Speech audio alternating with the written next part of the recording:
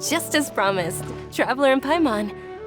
I'm so glad that you two came back to celebrate Lesser Lord Kusanali's birthday. Indeed. The festival's tomorrow. We've been preparing for so long that I can't help but feel a little nervous. There's no need to be nervous. Paimon's sure that Lesser Lord Kusanali will feel everyone's gratitude. Thanks, Paimon. I hope that everyone who comes to the festival will also have a good time. Speaking of which, did you manage to make your way to Port Ormos? Discover anything over there? Of course we went. A lot of things happened there. I see. Sounds like you two had another exciting adventure. If there is another chance, I would love to join. My lady, if you went to Port Ormos in your current state, we'd both be in for a lifetime of trouble. Dia! You were eavesdropping!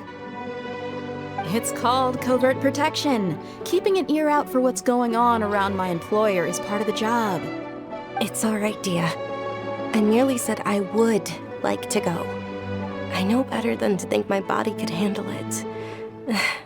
The festival's tomorrow. I've been doing nothing but causing trouble for you. So Dia, please take some time to relax. I'll be fine. Even when you put it that way, it still doesn't feel right. Don't worry, my guardian knight. Okay, fine, but only tonight. Tomorrow's a big day, and many no-good scumbags are gonna try to take advantage of that. Oh, you two must be exhausted from your long journey back to the city. My apologies for not realizing this sooner. I've already prepared a room for you to rest. Please follow me. Whoa, you're so thoughtful. Paimon's so ready.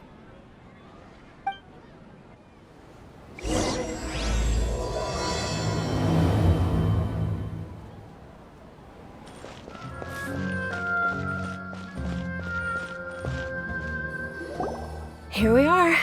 It's also fairly close to where I've been staying. It looks really nice.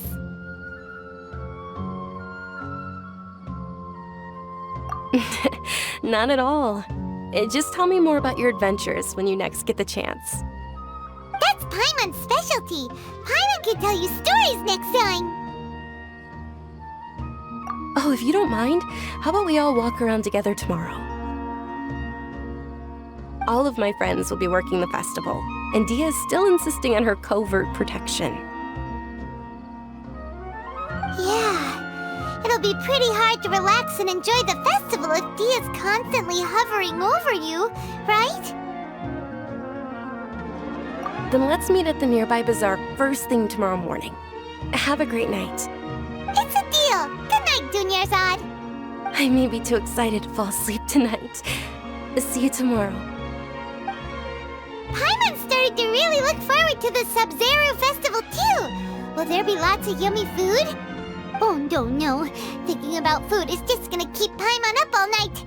The earlier we sleep, the better. Let's go inside, traveler.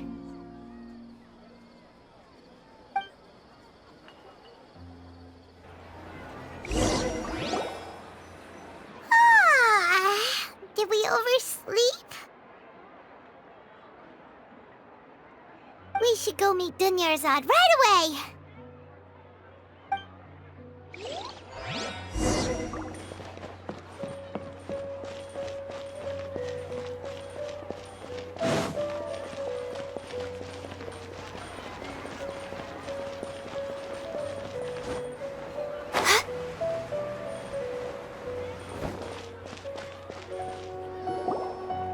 Traveler, Paimon, I've been waiting for you two. Good morning, Dunyarzad. We must have overslept a little bit. Not at all. I arrived early. Today is finally here. I must cherish every moment as if it were gold. You've worked so hard for this day. You gotta enjoy it to the fullest. You know it. It's just that, as expected, I had some trouble falling asleep last night. I'm hoping my body won't be too much of an issue today. Well, shall we? Let's start with the stalls over there. Many vendors came out of the blue to support the event, and they insisted on covering costs themselves. Let's go give them some business. They paid for everything out of pocket? Oh, sounds like they're not in this just for the mora. They all said that contributing to a lively festival atmosphere is more important than money.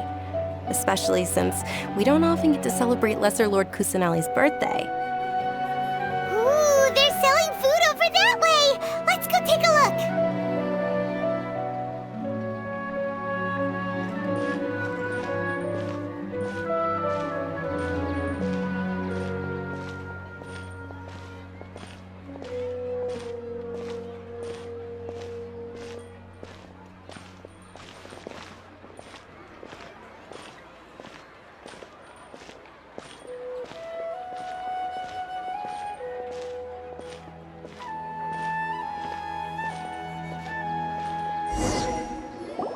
This is a stall offering foods from the Haftmewa feast. Oh, you could tell straight away. I thought most people nowadays wouldn't know. Mushrooms, flowers, and all kind of fruit? It's all vegetarian stuff. Aw, Paimon's a little disappointed. So, what's the Haftmewa feast you mentioned just now? It's another Sub-Zero's festival tradition. People used to set their tables with 7 different foods. Generally speaking, the most common selections were foods like Rukashifa mushrooms, lunar lotuses, Sumera roses, sunsetias, kapulatas, hara fruits, and zaytun peaches. So, the Sub-Zero festival is a vegetarian holiday? You don't have to be a vegetarian to enjoy the spread. We just use the 7 foods to symbolize the 7 virtues of the Dendro Archon. Wait, but if that's the case, if Sumero uses vegetarian food to represent the Dendro Archon, then wouldn't the Pyro Archon's festival be full of food like roasted fowl, juicy meatballs, grilled steak? Oh, Traveler, we have to go to Natlan as soon as possible! I hope your wish comes true one day, Paimon. Thanks! Alright, how about we also check out some of these other stalls?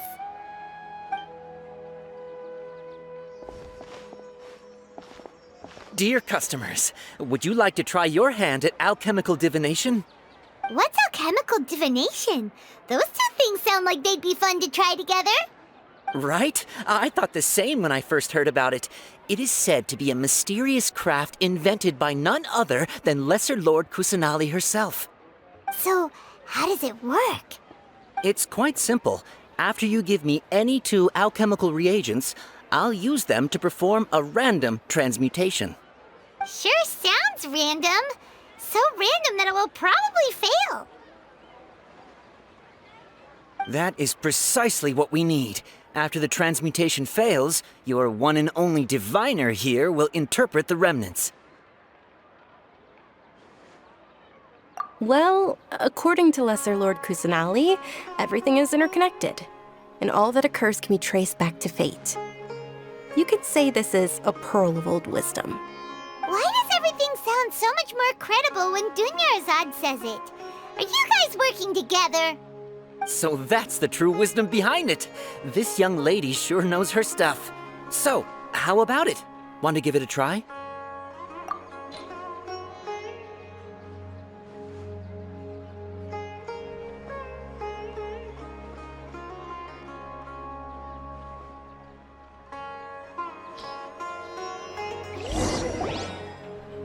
Okay, one moment.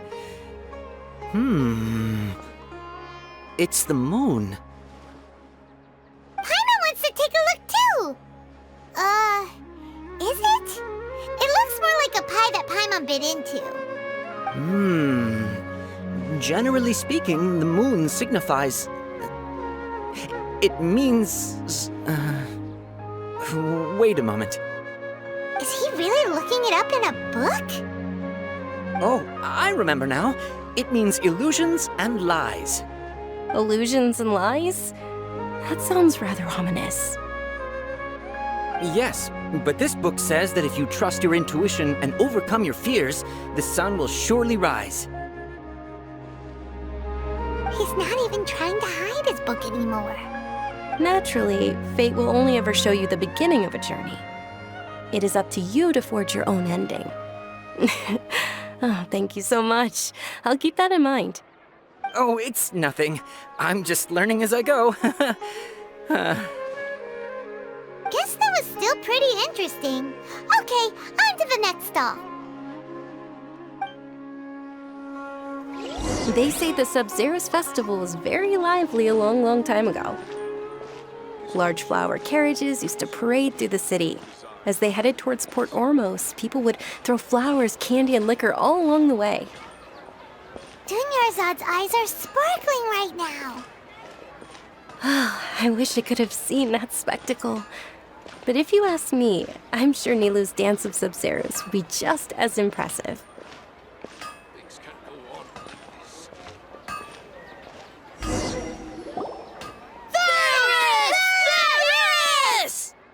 Attention! Soldiers, fall into formation if you want any Yalda candies.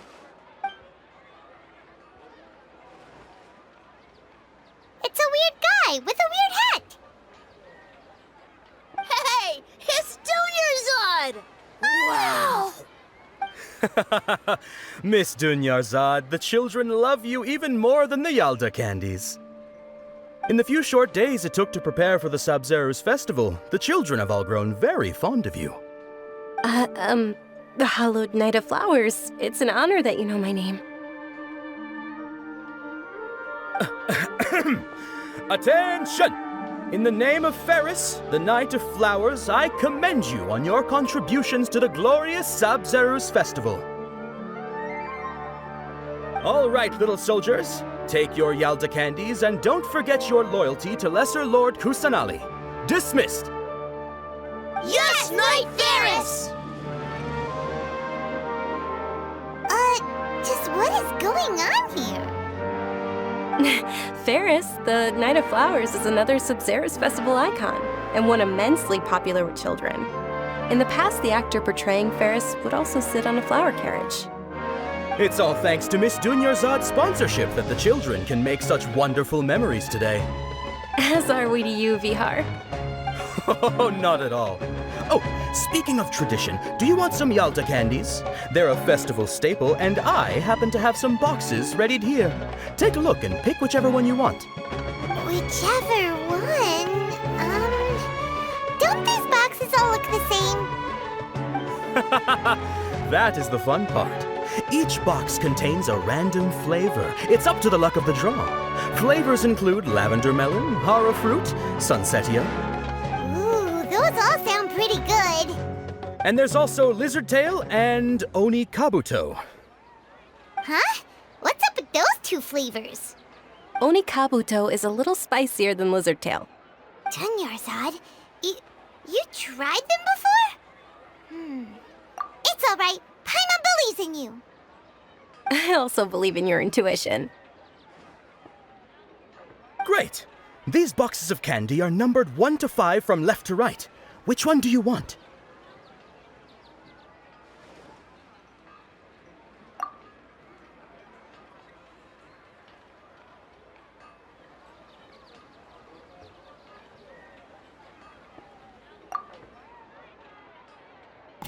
Attention!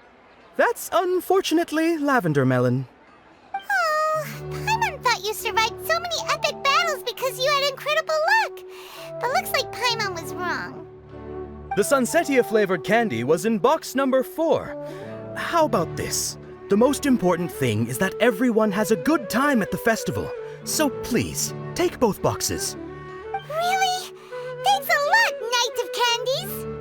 It's Night of Flowers, not Night of Candies. Paimon really wilted the carriageless Night of Flowers. They all basically sound the same. We got our candy, so let's keep going. Oh, actually, I just remembered that I left something behind. Since you're here, can you come with me to get it?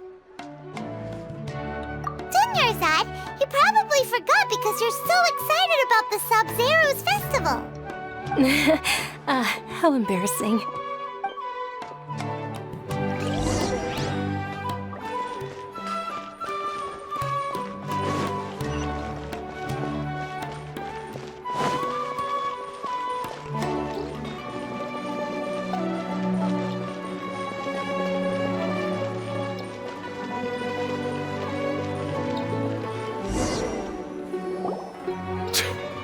too late.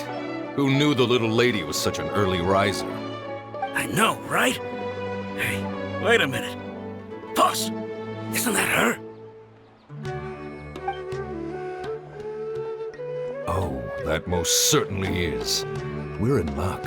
She's walking right into our clutches. Those Eremites don't look like they're up to any good. Who are you? I don't believe the Homayanis hired you. That's right. We haven't received any of their mora, but I wonder how much the Homayanis would shell out to get you back. They're a gang of kidnappers! Traveler, hurry and protect Dunyarzad! Hey, did you scumbags even consider that the Homayanis might have hired a merc that outclasses you? You're... Dia! Dia the Flame Mane! No wonder we mercs haven't heard anything about you for so long. You sold your unruly mane to the highest bidder. Don't speak so disrespectfully. My family started working with her as gratitude for her past kindness to us. Don't worry about it, my lady. Just some friendly banter between mercs. One punch and those rabid dogs will expose themselves for what they really are. Aren't your claws all dull by now? Don't get too cocky!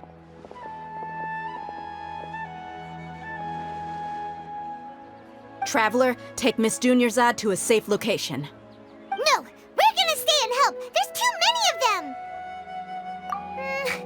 You're right. All right, fine. Please be careful, Dia. Don't waste your time worrying about me. This is my job. Look out for yourself. After I've wiped the floor with them, I'll go find you all.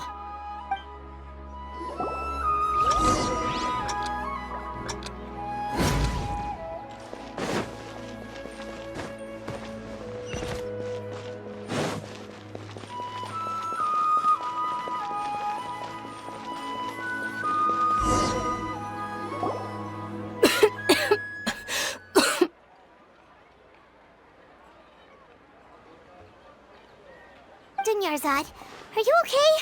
You look a little pale. Are you in shock? I'm fine. My body always reacts like this whenever I exert myself too much. You sure you're okay? I'll be fine after some rest. I'm more worried about Dia. After all, none of this would have happened if I hadn't insisted on coming out today. Yeah, don't worry.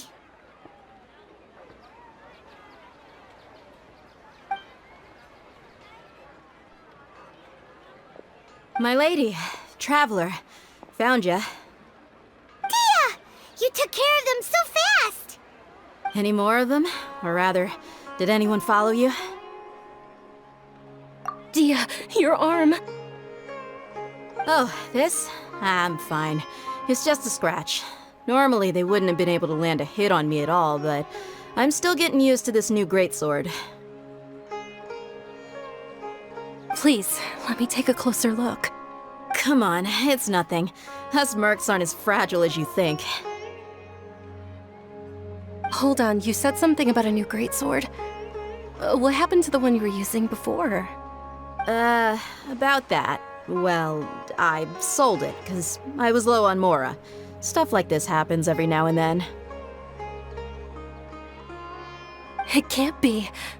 The anonymous donation that was used for the venue's final round of preparations?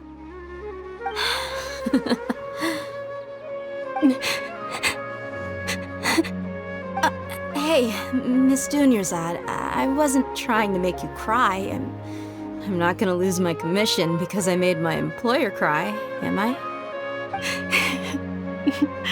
Okay, making your employer cry won't affect your commission, but selling your weapon without permission and getting hurt? I'll have to reevaluate your performance. You're so unreasonable, my lady.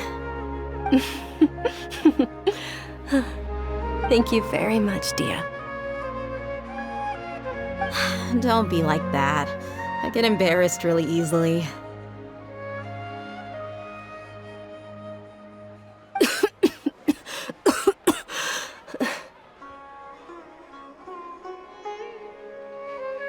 Are you feeling unwell again, Dunyarzad? My lady, your condition. Traveler, can you take her somewhere to rest? I'll look around the area to make sure we're safe from an ambush. Truly, I'm sorry for the trouble, everyone.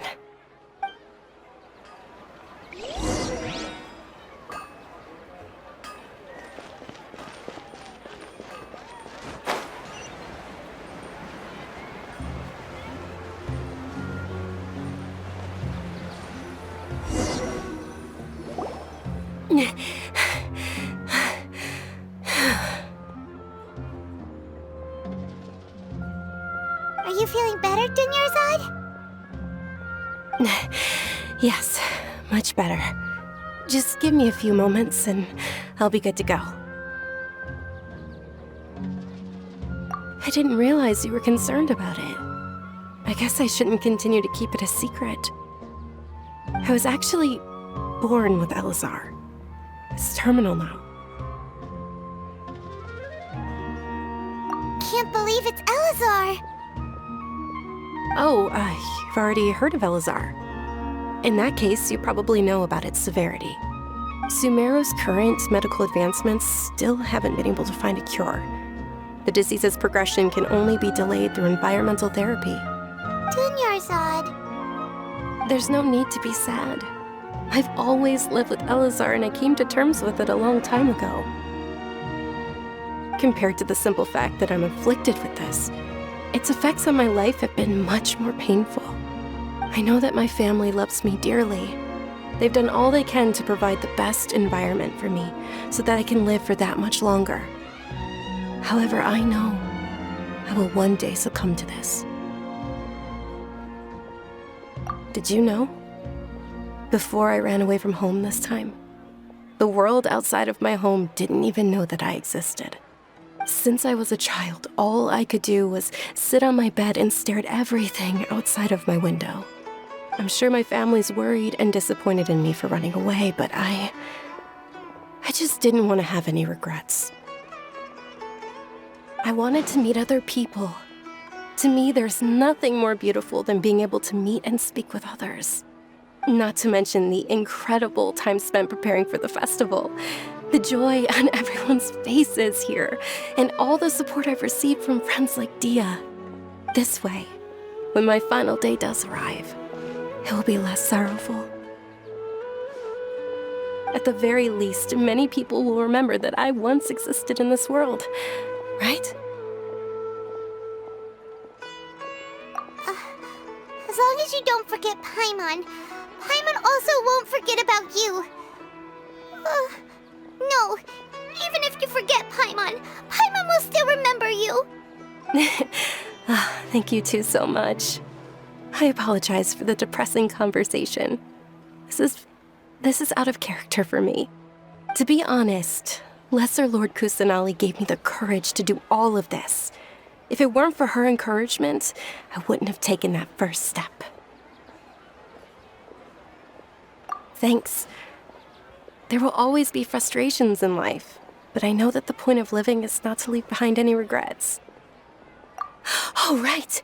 Isn't it almost time? Huh? Almost time for what?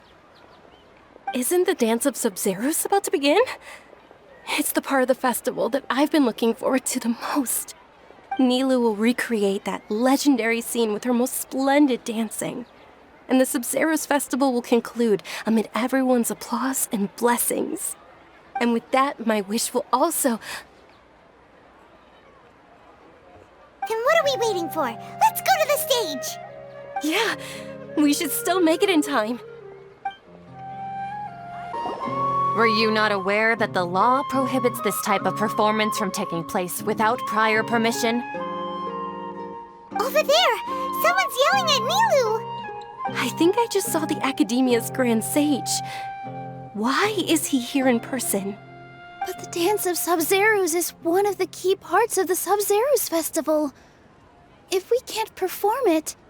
The Sub-Zeros festival. The law also prohibits the private hosting of large-scale religious festivals. Only the Academia can host such an event. If you continue to resist, we will have to order an investigation into every single event organizer. The Grand Sage has already granted you much leniency. I advise that you exercise tact. How did things turn out like this? The Academia was originally responsible for the Sabzeruz Festival, but they failed this responsibility for many years. I need to speak with them. This is a hard pill to swallow, but you're right. Things would only get worse. Art, dance. Aren't you ashamed of pursuing such frivolous and meaningless activities in this land of knowledge and reason? Our Archon created the utopia that is Sumeru City for all scholars who sought validity, verity, and truth, while people like you wish to defile it. No. I believe that our Archon never rejected the arts. Even the goddess of flowers dedicated a dance to her. With your lack of intellectual credentials, I do not believe you are qualified to debate with me. What you should be doing is finding workers to tear down this ridiculous eyesore.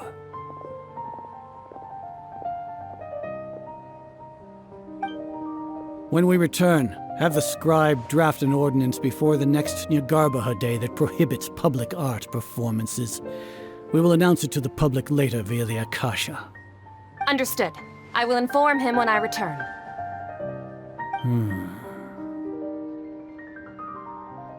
The Sabzeruz Festival. Go celebrate the birth of that god to your heart's content. Nilu, are you okay? Oh, Dunyarzad. You all saw that just now? The Grand Sage ordered us to stop the performance. Yeah. Let's go somewhere the Academia can't find us and perform there. But how do we let everyone know?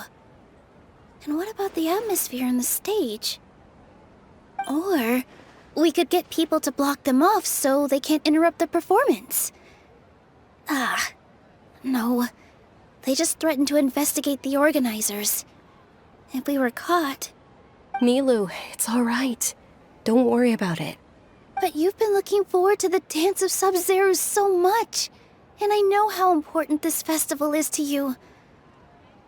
I don't want you to have any regrets. It's okay. Seeing you care this much about my feelings is more than enough. It would be too risky to continue the Sabzeruz Festival at this point. I don't want to get everyone in trouble. If you say so. But you can sneak out for the next Sabzeruz Festival, right? We'll make sure the next one is a smashing success. The next one. Yes, okay, it's a promise. It will be a smashing success. I can't believe this is how things turned out. Those heartless geezers. It really is okay. There's nothing we can do about it. Still, I'd be lying if I said I had no regrets. I would have loved to see Nilu's dance.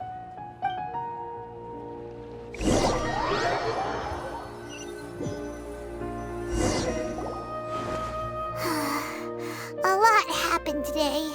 It's a shame the festival ended the way it did. Nilu and Dunyarzad promised to make the next Sabzeruz festival a success, but Dunyarzad is running out of time.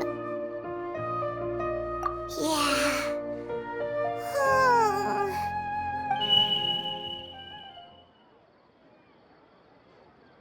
All connections have been secured to construct the most stable framework possible. The project has entered its most critical phase. Power has begun to flow from...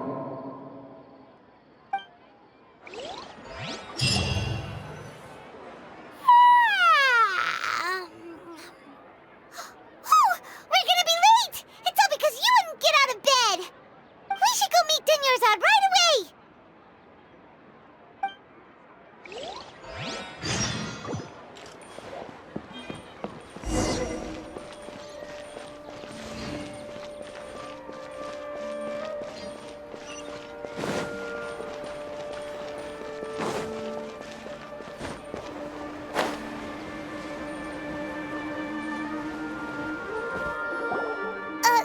morning, Dunyarzad.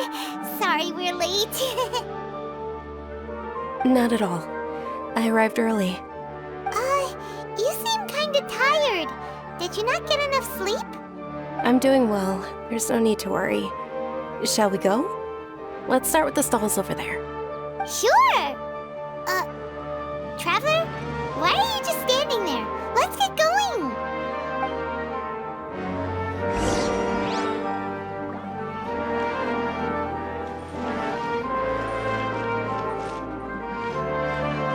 Ooh, they're selling food over that way! Let's go take a look!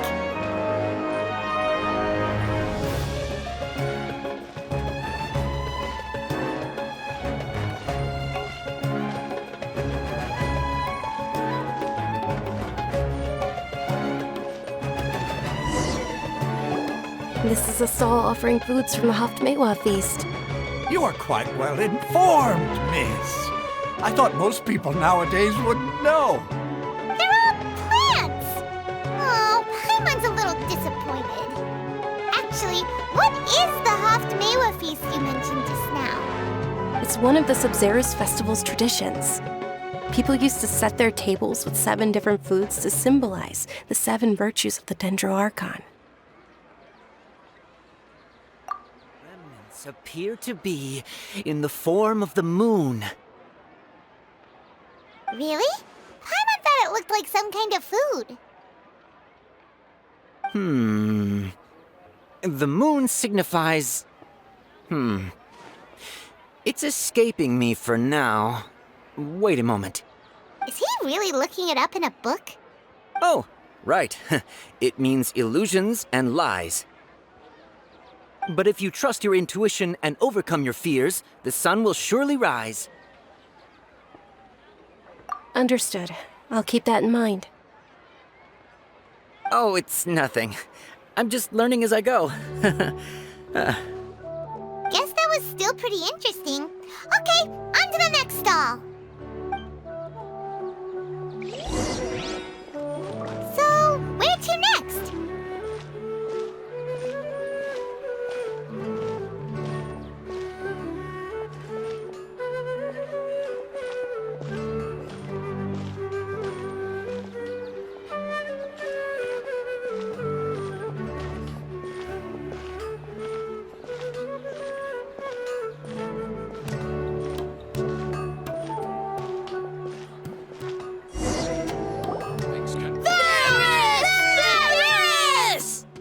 All right, soldiers. Now that you have your Yalda candies, don't forget your loyalty to Lesser Lord Kusanali. Dismissed! Yes, Knight Ferris! What's going on? Is this a play? Ferris, the Knight of Flowers, is another Sub-Zerus festival icon and one immensely popular with children. It's all thanks to Miss Dunyarzad's sponsorship that the children can meet the Knight of Flowers. Oh, do you want some Yalda candies? I happen to have some boxes readied here. Take a look and pick whichever one you want. What's to pick? Don't these boxes all look the same? It's not that simple. Each box contains a random flavor. It's up to the luck of the draw. Flavors include lavender melon, hara fruit, sunsetia. Ooh, how interesting! And there's also lizard tail and oni kabuto. Ugh, why do those flavors even exist? Traveler, help Paimon pick one. Paimon wants to eat the sunsetia flavor. Great! These boxes of candy are numbered 1 to 5 from left to right. Which one do you want?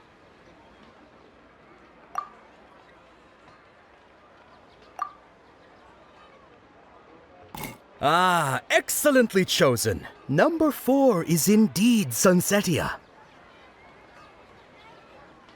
Ha-ha! Paimon bet you had incredible luck, and Paimon was right!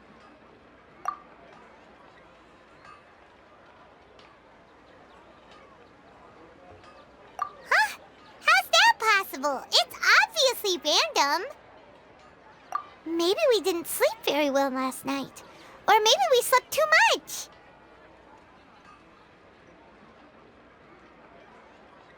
Oh, sure. Huh?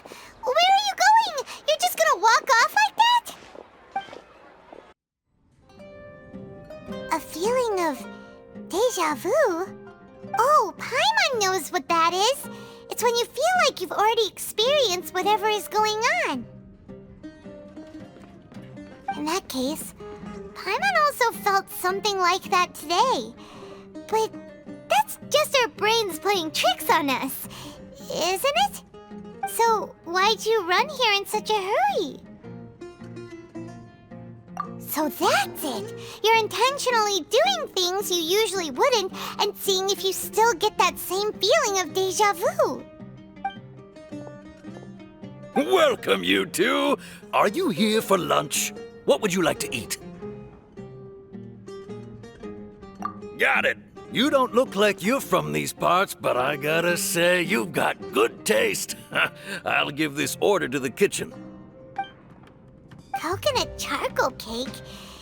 Isn't it that burn thing that didn't look tasty at all? Oh, Paimon understands what you're trying to do now. You'd never normally order something like this.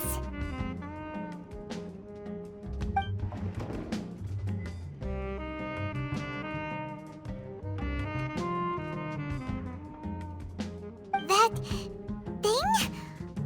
Are you really gonna eat it? Isn't this going a bit too far?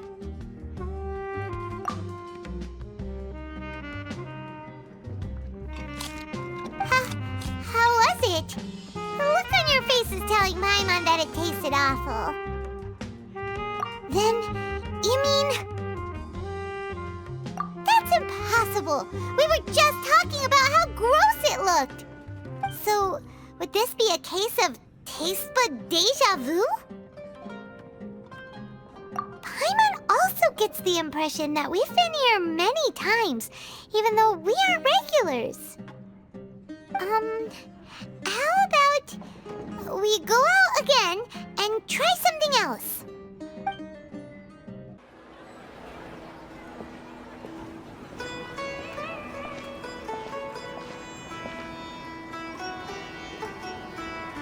Hey, Dunyarzad is sitting by herself on that bench over there.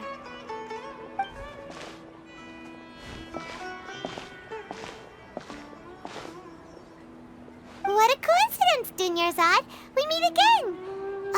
Why are you sitting here all by yourself? Oh, I ran into some kidnappers just now, but thankfully Dia came to my rescue.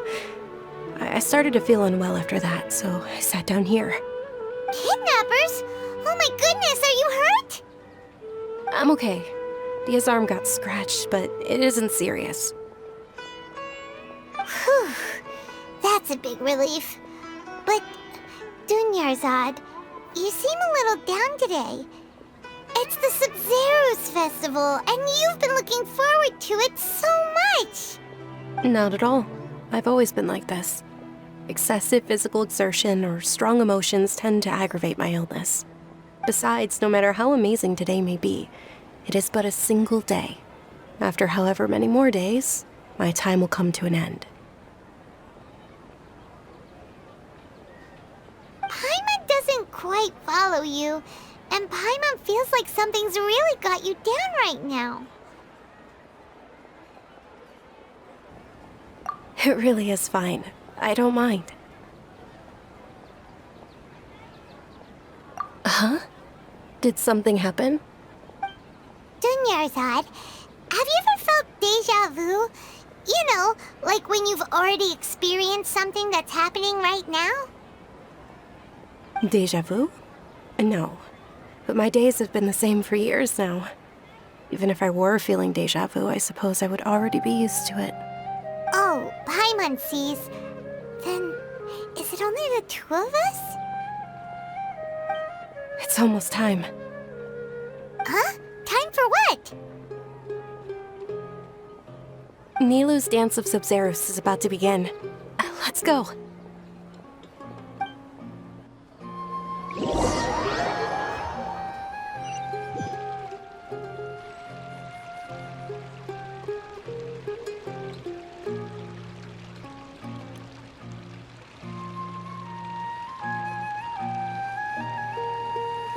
With your lack of intellectual credentials, I do not believe you are qualified to debate with me. What you should be doing is finding workers to tear down this ridiculous eyesore. When we return, have the scribe draft an ordinance before the next Nyargarbaha Day that prohibits public art performances. We will publicly announce it later through the Akasha. Understood. I will inform him when I return. The Sub-Zeru's festival. Go celebrate the birth of that god to your heart's content.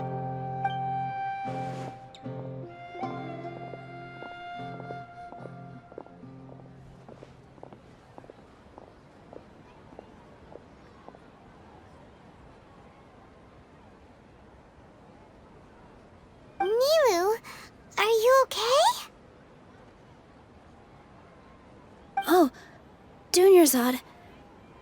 The Grand Sage ordered us to stop the performance. It's okay. There's nothing we can do about it. But you've been really looking forward to this. I don't want you to have any regrets. It truly is unfortunate, but I don't want to cause trouble for anyone.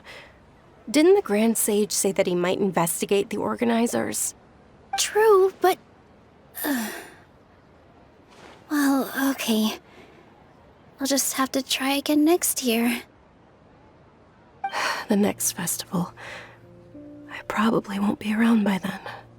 Wait, what did you just say? No, nothing. I'll be heading back to rest. Thank you for your help, everyone. Paimon can't believe what those heartless geezers did!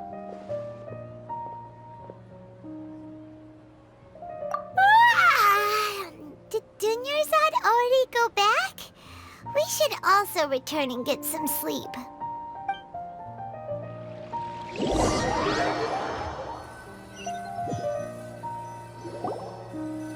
So, in the end, you still couldn't figure out what that deja vu feeling was all about? Maybe it really was because of exhaustion. Same here. That's why Paimon stopped thinking about it halfway through the day. Then, how about we settle in and get a good night's sleep? For now, we can chalk things up to exhaustion. We can do more thinking tomorrow.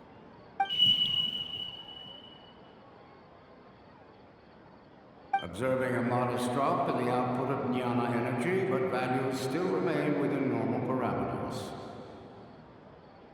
Continue to monitor the variances in the data and find the cause as soon as possible.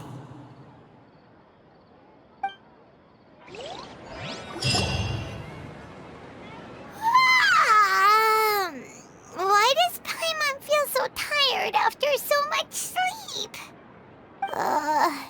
Anyway, we should go meet Dunyarzad right away.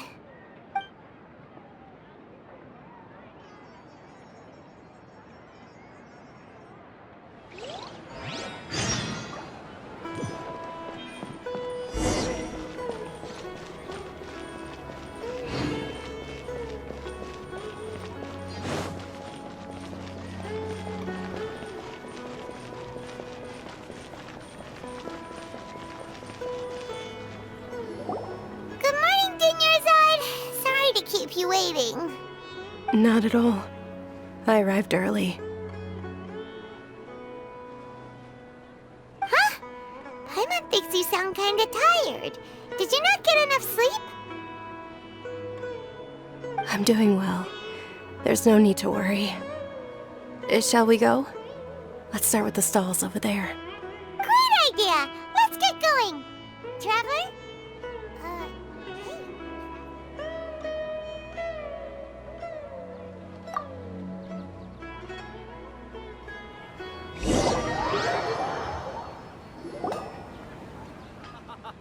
It's all thanks to Miss Dunyarzad's sponsorship that the children can enjoy the Sub-Zeru's festival.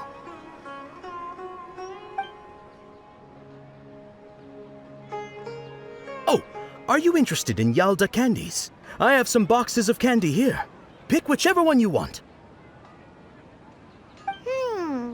Not much of a choice. All these boxes look the same. It's not that simple.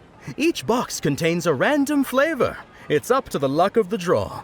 Flavors include lavender melon, hara fruit, sunsetia. They all sound pretty tasty. And there's also lizard tail and oni kabuto. Huh? What were those last two? She'll help me choose. Paimon wants to eat the sunsetia flavor. No problem. These boxes of candy are numbered 1 to 5 from left to right. Which one do you want? Oh, I like your confidence. No hesitation at all. Oh, congratulations! Number 4 is indeed sunsetia.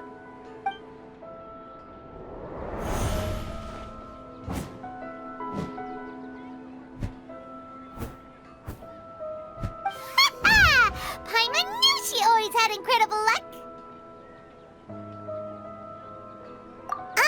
Paimon's not really interested in the other flavors. Wait. How did you know? Don't tell me that you already knew which flavor was in each box. What? She was right about all of them?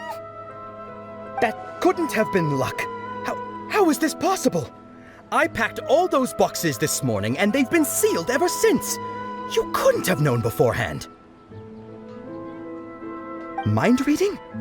X-ray vision? Or some kind of magic trick? This is way too freaky. Tell us what's going on. Since when did you get superpowers? Traveler?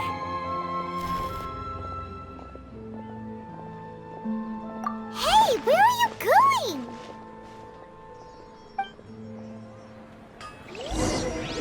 What's going on?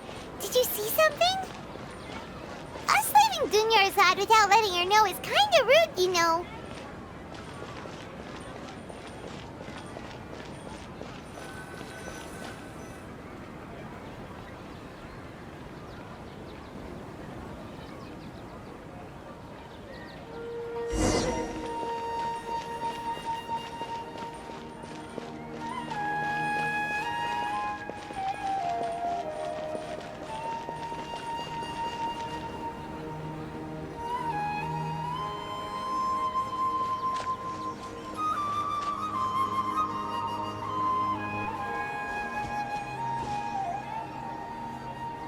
What are you looking for? Why did we come here?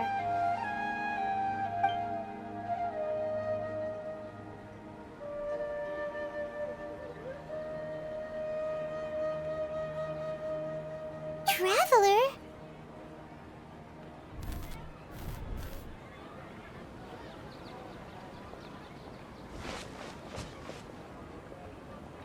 That's...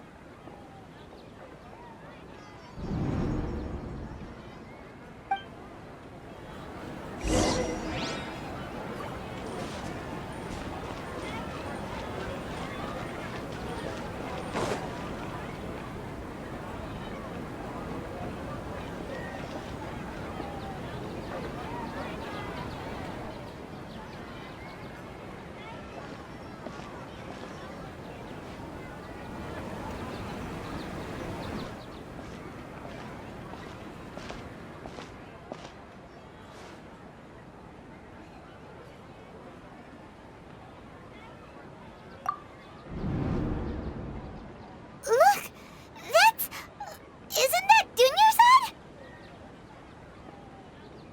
What's happening here? Why are there 2 Dunyarzads? You already know that this isn't your first Sub-Zero's festival, don't you? I'm sure you already know how to use this. A knowledge capsule? Where did you get it? What's inside? You should use it too, Paimon. You know Paimon? Well, this seems kinda sketchy, but Paimon feels like this is what we should do.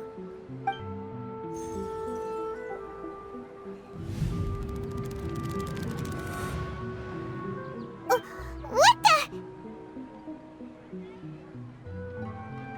This is our 20th time at the Sub-Zero's festival? Huh?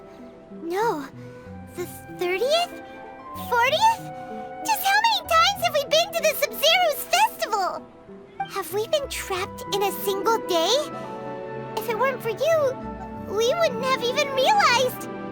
What the heck was inside that knowledge capsule? Your memories are still scrambled?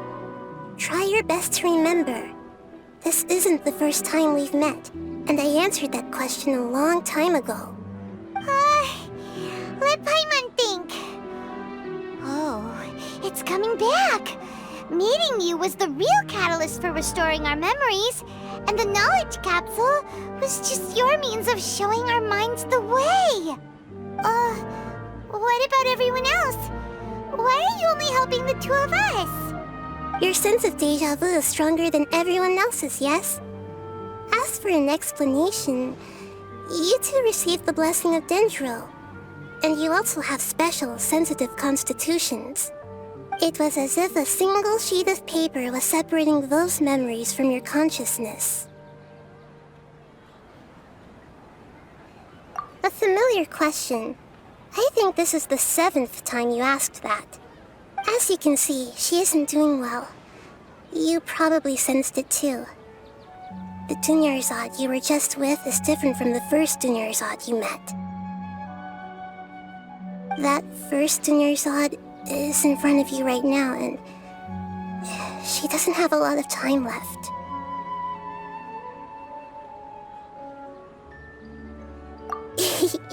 Looks like you're almost done sorting out your brain.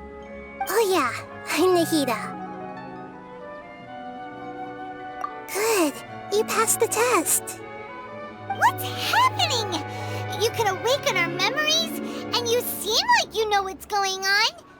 Oh, wait, please don't tell Paimon even you don't know. Everything in this world runs in a loop. This cycle is called a samsara. You, me, and everyone else are all stuck inside a one-day samsara. As for the truth, that's on you to find out. If you were told the truth instead of discovering it yourselves, it would literally blow your minds. I don't know how you'd be after that. I can only give you surface-level help, like bits of information and subtle hints. For the rest of the time, I'll be doing all I can to slow down Dunyarzad's illness. She looks like she isn't doing well at all. Her illness gets worse after each Sub-Zero's festival. If we can break out of this samsara, I might be able to save her. But as things are right now, she's just a small bird in the sky that's about to lose its last feathers. All I can do is raise a gale to delay her fall. You sure love to use weird analogies. Analogies are wonderful tools. They let you use existing knowledge to understand unfamiliar things. Okay, so, with what you know so far, what do you think the truth is?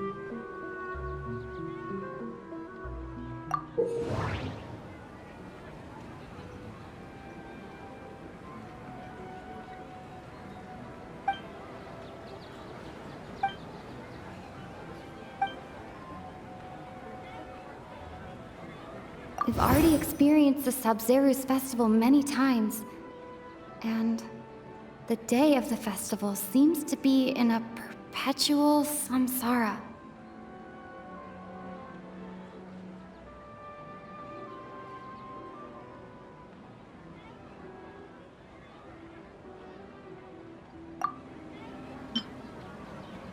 Grand Sage said, "Go celebrate the birth of that god to your heart's content."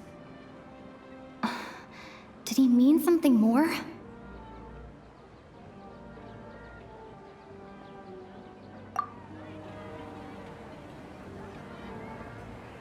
Grand Sage said, "Go celebrate the birth of that god to your heart's content."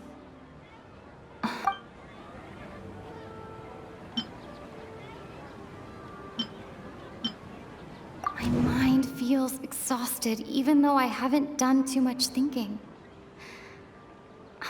What is going on?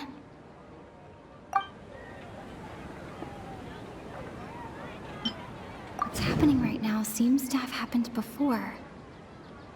This feeling has been getting stronger and stronger.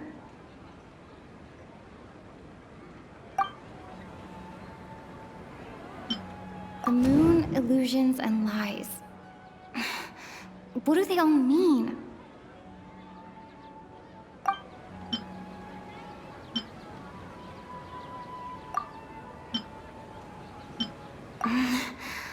I can't seem to cohesively piece everything together.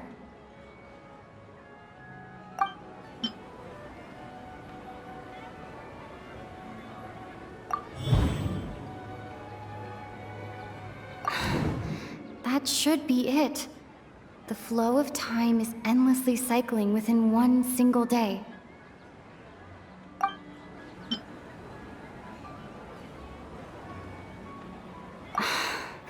That doesn't sound right. I need to carefully think things through.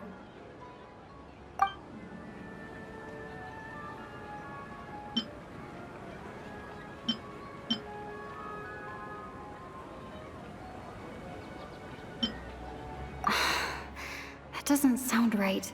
I need to carefully think things through.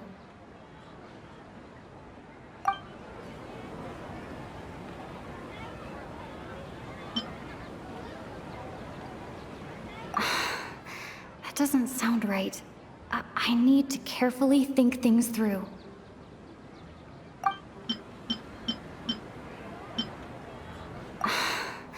That doesn't sound right. I need to carefully think things through. A time loop. You've given similarly wrong answers in the past. A pity. Still the wrong answer? Paimon thought that made a lot of sense. It feels like time's just repeating itself. A simple time loop can't explain some of the phenomena. You two are still missing a lot of information. Unfortunately, I can't give you any more hints.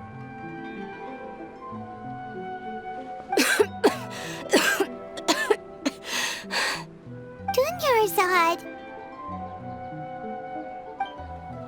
The Sub-Zero's festival is happening every day, but that doesn't mean we can waste an infinite amount of them. Hurry and find the truth before today's festival ends.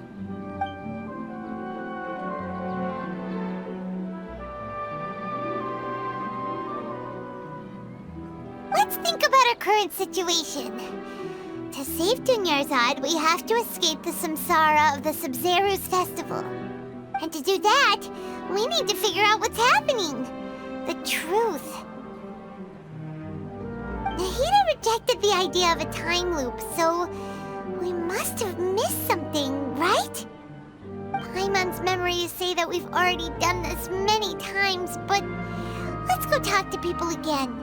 It's more productive than sitting here and scratching our heads. Why don't we start with those stall owners? Hey there! Hey, it's you guys again. Where's your cultured friend? She's feeling a little unwell. I see. Did you come back to buy something? I guarantee the freshness of my products. I harvested them from the forest just yesterday. Huh? What brought this about? I hurried back from the forest yesterday, and I'm selling produce here today. I haven't felt anything strange. To put it another way, if you really think about it, was yesterday truly yesterday? Did you actually come back from the forest yesterday? What kind of philosophical nonsense is this? Are you two daydreaming? Didn't you know that no one dreams in Sumeru? Go somewhere else if you want to find someone to daydream with.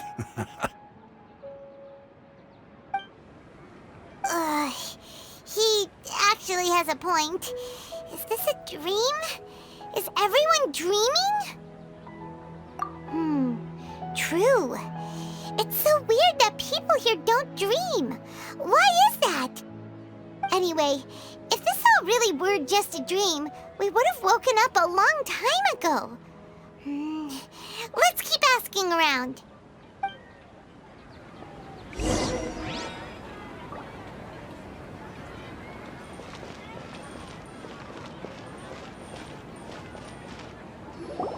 Oh, it's you two.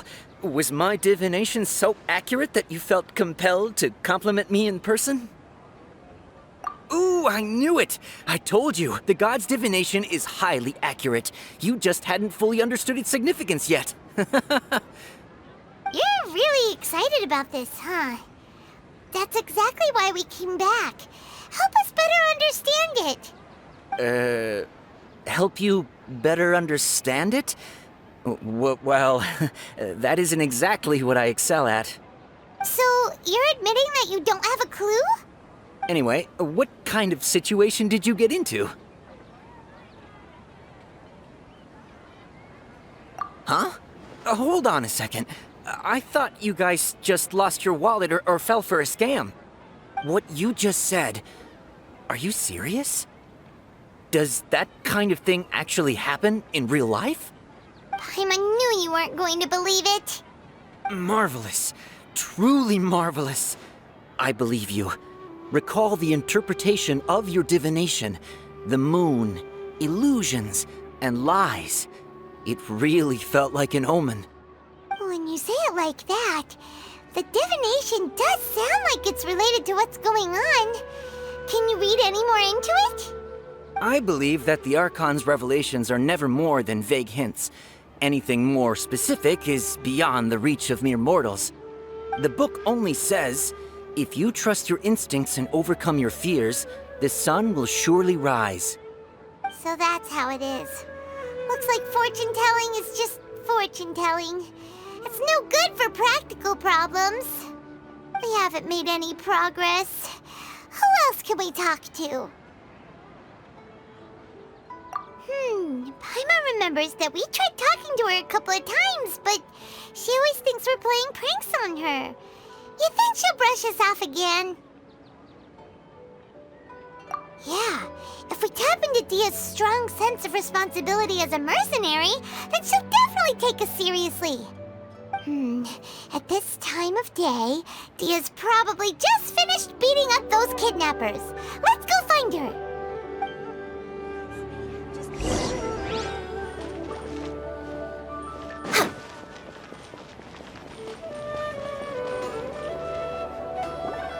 I'm fine, my lady. It's just a scratch. Perfect timing. Both of you are here. Paimon, traveler, you came at just the right time. Listen, there was a dangerous Huh? You saw? Then why didn't you jump in earlier?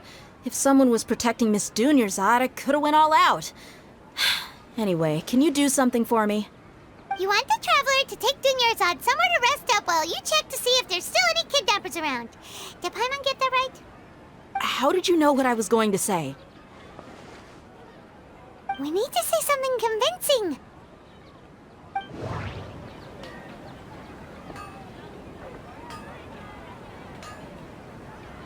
People in Sumeru don't dream. What a strange phenomenon. Dia sold her greatsword to raise additional funds. And then she was injured because she wasn't used to her new weapon. The moon, illusions, and lies. What do they all mean? My mind feels exhausted even though I haven't done too much thinking.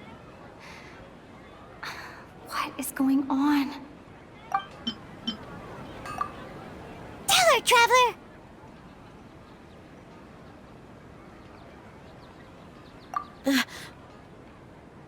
I didn't tell anyone about that.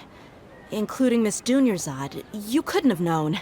And just now, you literally took the words right out of my mouth. What's going on? All right, so this is the situation.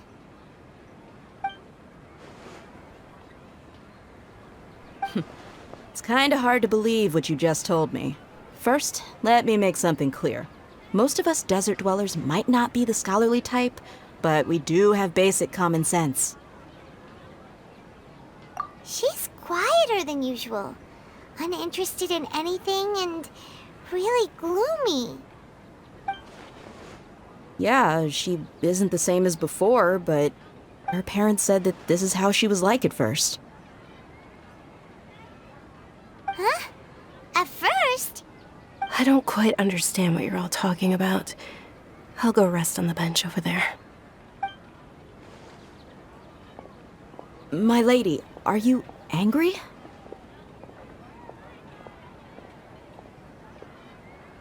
All right, I'll give you the benefit of the doubt since you knew about my greatsword.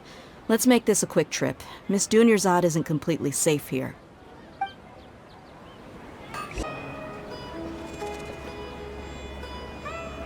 Nahida! We brought a friend! Are you busy? I thought I told you that it won't help to bring anyone here. We just wanted her to see the real Dunyarzad's condition. The real Dunyarzad? Where and who are you talking to? Huh? I told you that you two are special. Other people can't see me or Miss Dunyarzad here.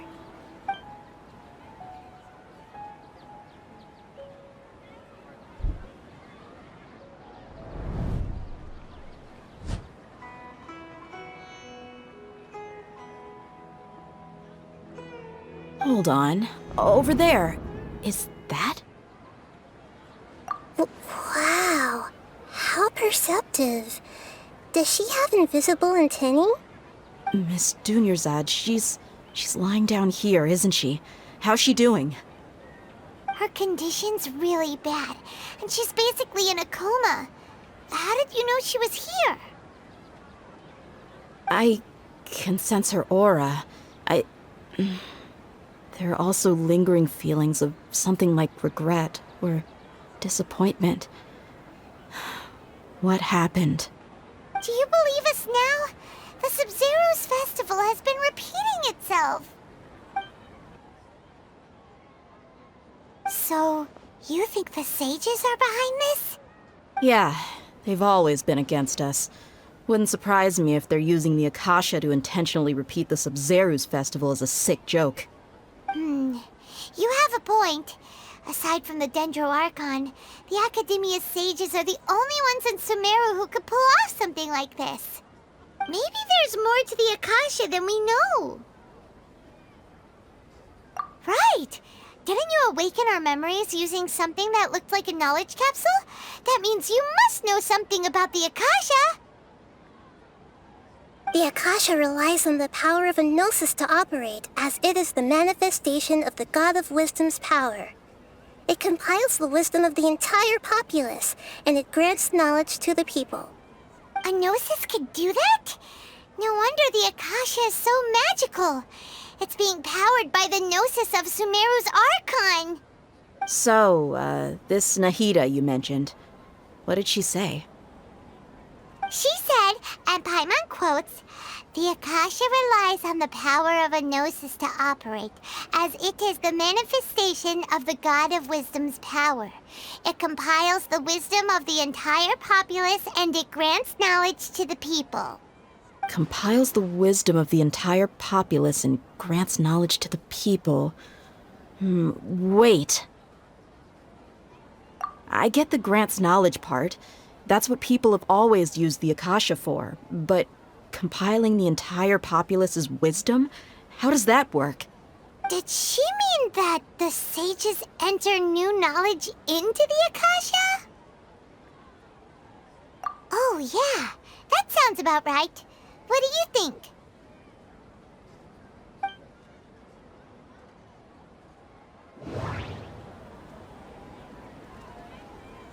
People in Sumeru don't dream. What a strange phenomenon.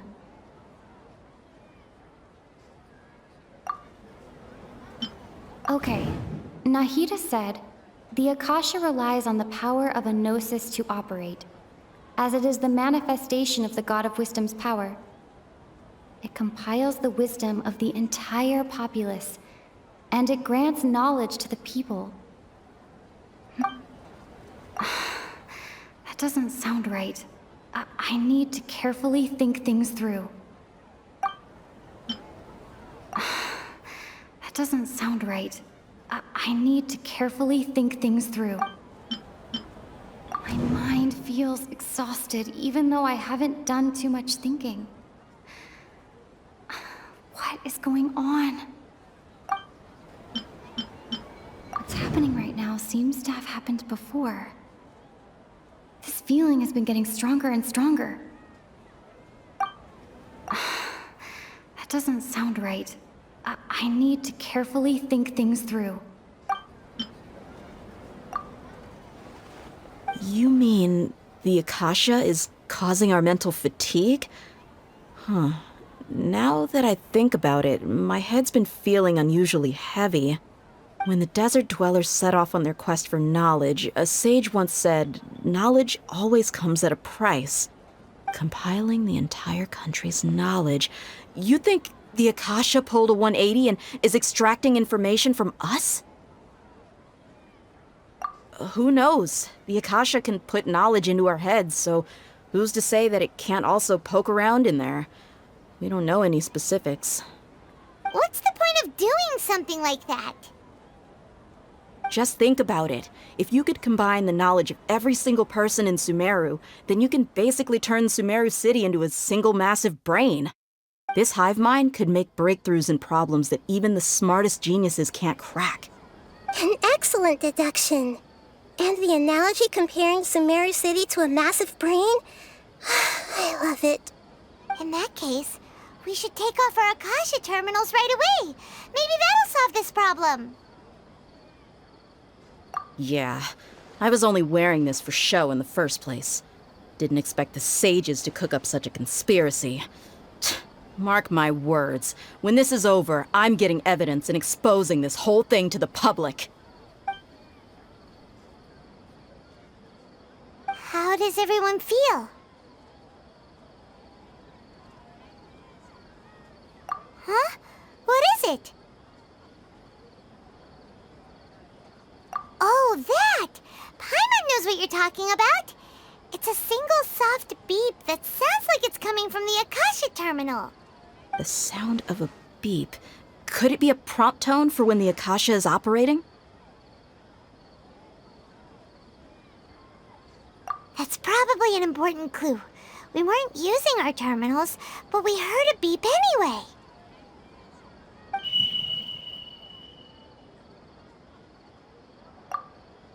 Traveler, did you hear that?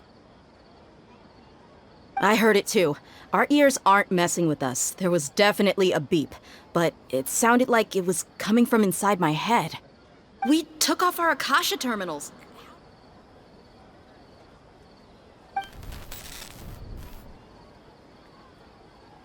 Phase runtime has exceeded its expected length. At this rate, there may be casualties. But we cannot lose all of our progress.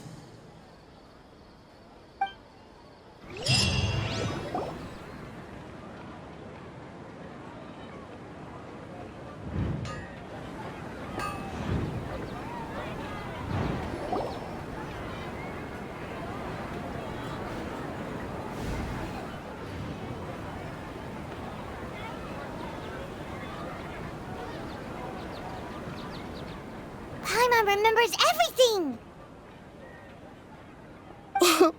Good. You adapted quickly this time. We definitely took off our Akasha terminals last night, but we still heard that beep. Why is that?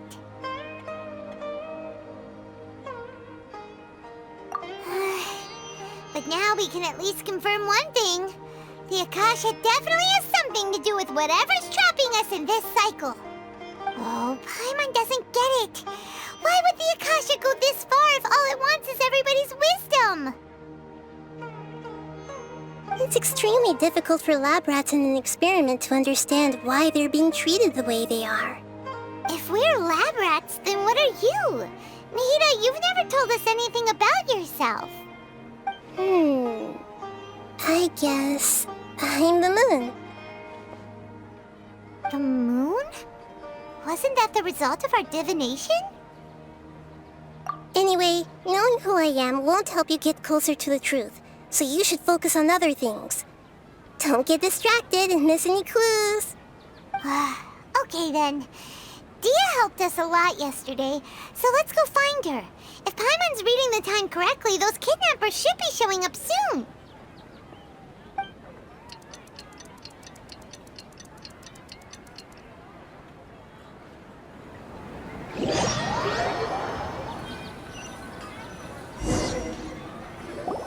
Ah, there you are. I've already taken care of those kidnappers. My lady, did you get hurt? Dia? What's wrong? Why are you both gawking at me like that? You didn't get hurt this time.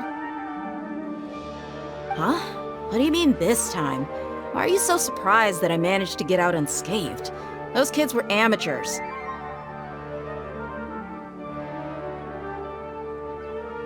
Shh! How did you know about my greatsword? I haven't told anyone about it. Please, don't tell Miss Dunyarzad. So Dia's lost her memories after all.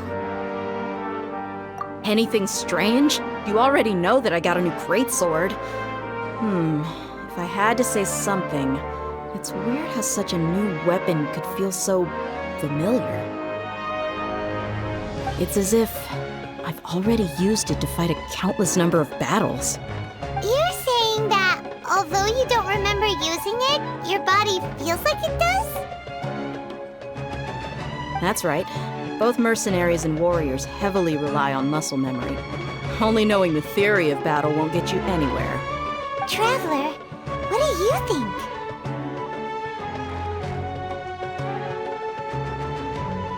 Yeah, Paimon's feeling really hopeful.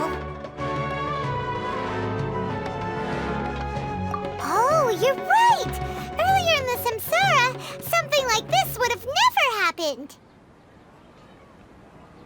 I have no clue what you two are talking about, but it's still dangerous here, so... So you want us to take Dunyarzad somewhere else to rest while you check if there are still more kidnappers around, right? How did you know what I was gonna say? Can you read minds? Forget it. Go and do your thing.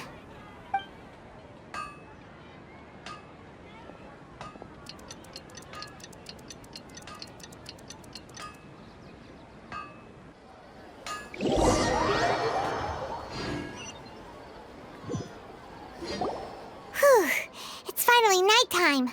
Aside from Dia not getting injured, everything seems to have stayed the same.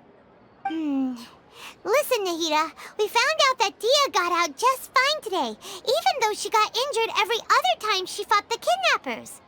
Do you think the Samsara has been broken? Have we saved Dunyarzad? Really?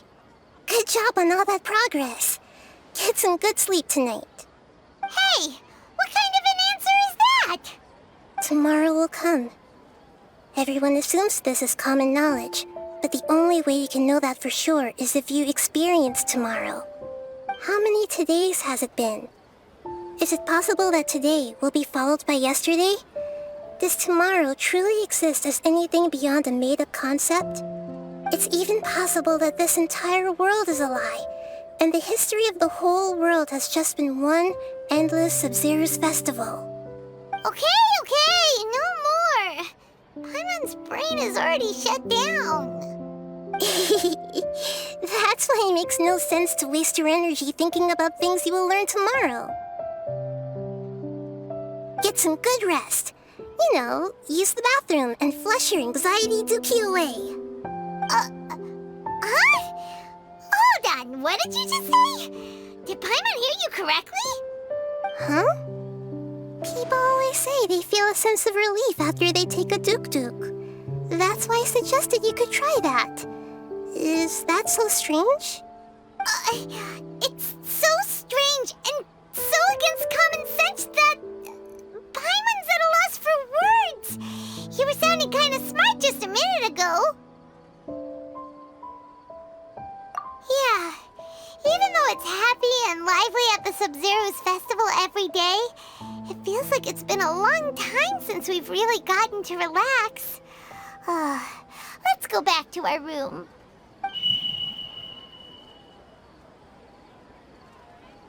Continue the harvest. Compared to what we stand to achieve, these sacrifices are trivial.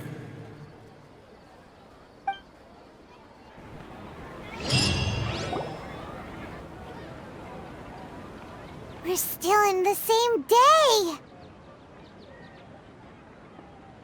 Nahida, you already knew last night that we didn't break out of the samsara? Why did you tell us? Would there have been a point? You would have spent the night with new worries, with tomorrow still out of reach. In that case, you might as well rest within that brief moment of hope. An opportunity like that doesn't come by often, and I thought it might help you clear your minds. Paimon thought the Duke did that! Whatever. Guess you were looking out for us after all. Of course. In the time we've been together, you two have been everything to me. Paimon's flattered and everything, but maybe you're taking things a little fast. What I mean is, even though I had asked you to solve this puzzle, you two are still the only ones who can see me and sense my presence. In other words, if you weren't here, I may as well not exist. That's why you two have been everything to me. Get it? Nahida's talking about confusing stuff again. Anyway, that's enough chit-chat. So, Traveler, did the new clues yesterday help you gain a new understanding of the situation? Huh? Why are you scrapping your previous theory? Oh yeah, you're right! Gosh, how did we not notice that? In a simple time loop, people's physical conditions should also reset. So, what's your new hypothesis?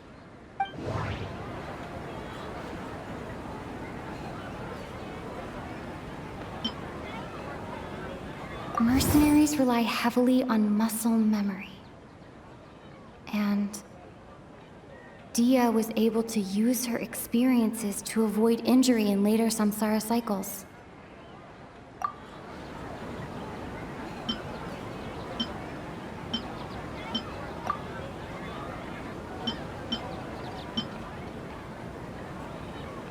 I can't seem to cohesively piece everything together.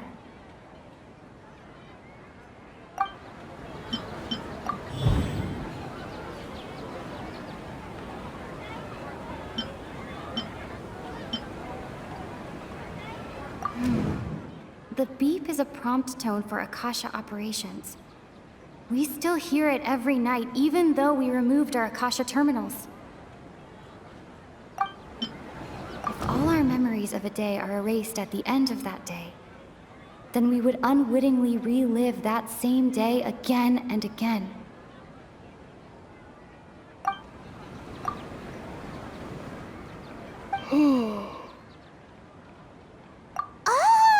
Then the beep we hear every night could just be indicating the deletion of our memories. That's why when we wake up, everyone thinks the Sub-Zero's festival hasn't happened yet. It's already the next day, but everyone still thinks it's the day before. But muscle memory can't be erased. That's why Dia has been getting better at using her greatsword. Now everything makes sense. A brilliant deduction. Nahida, tell us if we're right or wrong. To put it simply, it's as if you've mistaken a pyro crystal fly for a firefly in the night. You lost sight of its true nature because you focused too much on your perception that it glows. That isn't simple at all! Why don't you go talk to Miss Dia again? You might learn something new. Right! She did help us find our latest clue after all. Let's go! There you are. Really took me a while to find you. As expected, Dia also didn't get hurt today. Get hurt? Why would I? Don't underestimate me. Well, you're still getting used to your new greatsword. Huh. Truth be told, I also think it's pretty strange. It just suddenly felt so familiar in my hands and... wait a second! How did you know I got a new greatsword to begin with? I didn't tell anyone about it. Traveler, could you explain the situation to her today? Paimon's gotten a little sick of doing it. Oh, that works!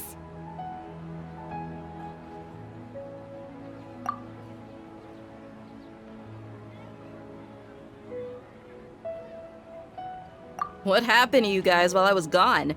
Did you get brainwashed by some cult? Don't think too hard about it. Just take what we're saying at face value. Alright then, let me get this straight. You're telling me that my body's already gotten used to this greatsword, but my brain just doesn't remember it? Yes, your memory's being erased every day. Then I'd have to disagree. That's impossible. Oh? Why do you think that? If we've actually been reliving the Sub-Zeru's festival day after day, then what happened to the things we used, the money we spent, the food we ate? Common sense says my wallet should have emptied itself a long time ago. There's no way I wouldn't have noticed that.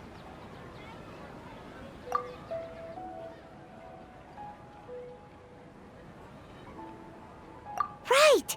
They could use the Akasha to record what everyone did that day, and then use the city's resources to replenish everything! It's not very likely, but it's also not impossible. No, it is impossible. I've got proof. You have proof? Where? You two are surprisingly serious about this nonsensical discussion. Fine, I'll play along for a little longer.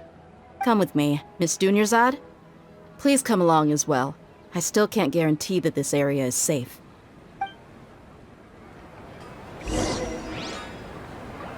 Paimon can't believe it's Dia who wants to show us something this time. 2 days ago, we were the ones taking her to see Dunyarzad.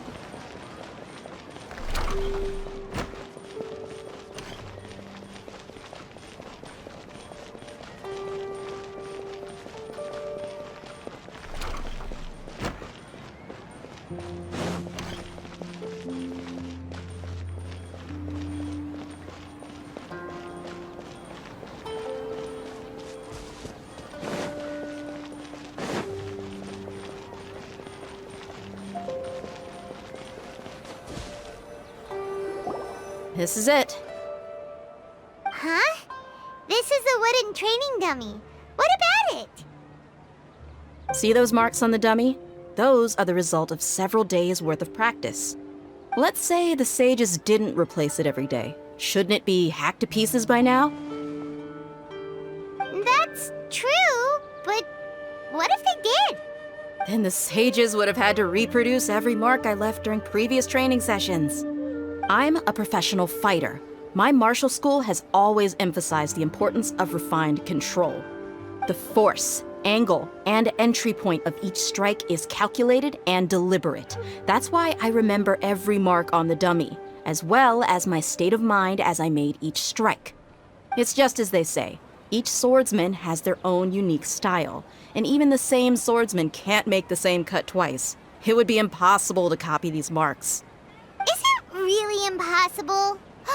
What if they used some fancy machine to carve every single mark? People often say that a camera's photo can never replace an artist's painting because the former has no spirit to it. The same thing applies here. At a mere glance, I can differentiate carved marks from the results of combat training. Whew, I hope that cleared things up for you. Hey, is this that new brain-exercise game that's been super popular with the scholars lately? It's surprisingly fun. Anyway, it's getting late. I should escort Miss Dunyarzad to Nilu's stage. See you later. Well, back to square one. Is our memory deletion theory also wrong? But at least we've reached some other conclusions in the meantime. Yep, that's true. So, can we think of any new ideas right now? Strange? Paimon feels like everything's been strange lately.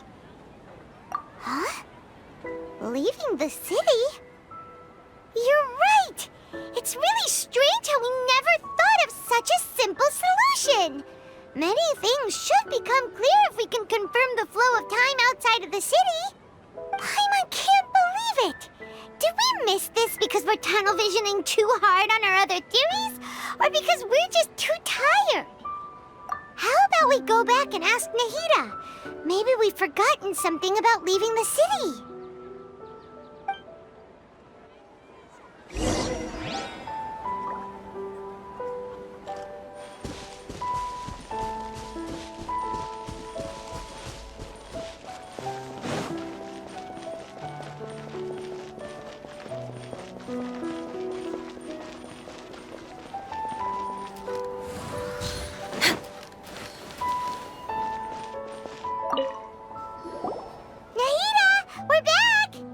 You're back early today. Did you find something new? Sort of. We're mostly sure now that we're not in a time loop. And we also aren't in the real world.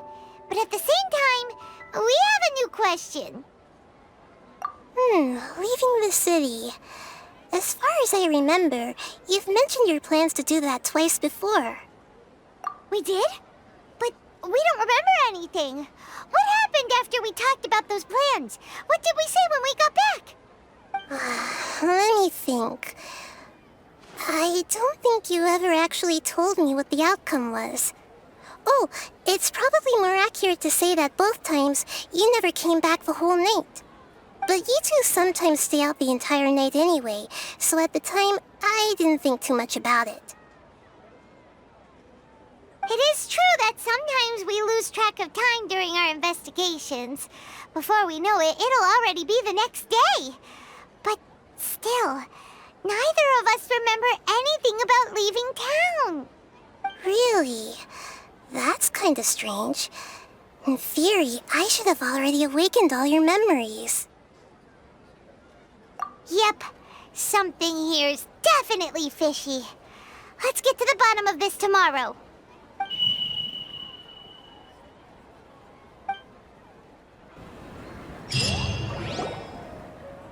Our memories are back! About that. Well, where should Paimon begin? Traveler, aside from your memories that were just restored, I have another message for you. Listen to it and you'll understand. Can't go back. There are countless spaces here. Our Sub-Zero's festival in Sumeru City is just one of them. Traveler, you should be missing 2 days' worth of memories. Paimon will fill you in. It's time to carry out our plan from yesterday. Okay, let's go!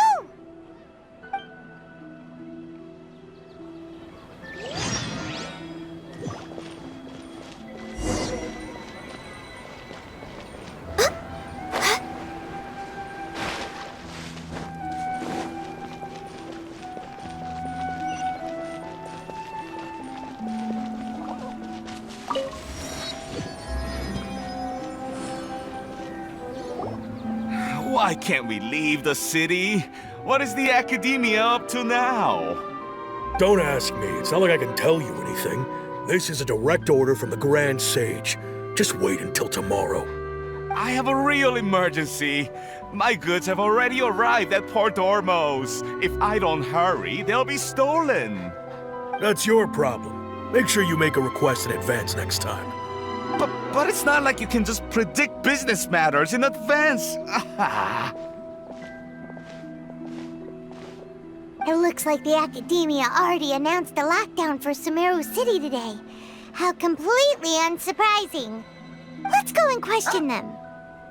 Hello, sir. Why can't we leave the city today? Here we go again.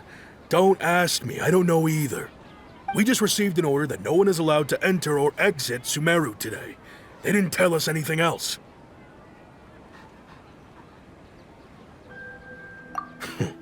Angering me won't get you anywhere. If I had that kind of insider info, I would have left this stupid post long ago. It looks like he really doesn't know. If we can't get anything out of him, let's take matters into our own hands. Why don't we climb over the walls? Those guards can't be everywhere at once. This is a good spot, and the guard hasn't noticed us at all. Let's hurry! Huh? Why? Are you going to leave Paimon behind? But what if things get really weird out there and you get into some trouble? Then Paimon won't be able to help you. Oh, Paimon knows that Paimon can't do much, but we've always been together, haven't we? Okay. Paimon will wait for you. Promise Paimon that you'll come back as soon as possible. Just a quick look. And please, be careful.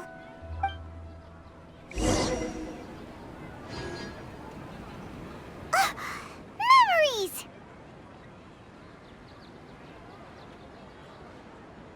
Traveler!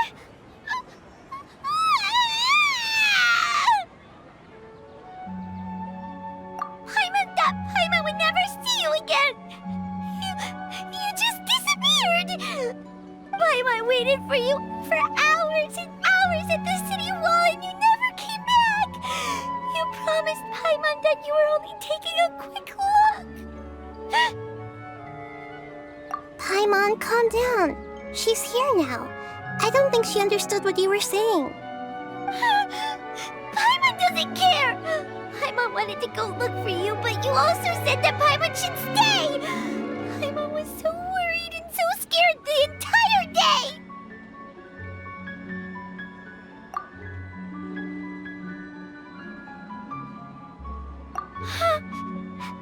Okay. Paimon will forgive you. The most important thing is that you didn't actually disappear. Oh, Paimon was so scared that you had gone into another world. Okay, Paimon, can you tell us your perspective of what really happened yesterday? I see. Using two people's different perspectives. After that, you left the city. Paimon kept her eyes on you the whole time, but then you disappeared in an instant.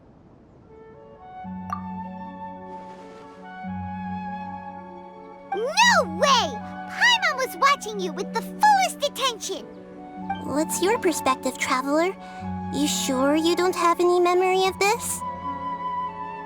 I guess that explains everything. You also lost your memories the last 2 times you tried to leave the city. Those days' memories can't be awoken. So, if we leave the city, our memories will be completely erased?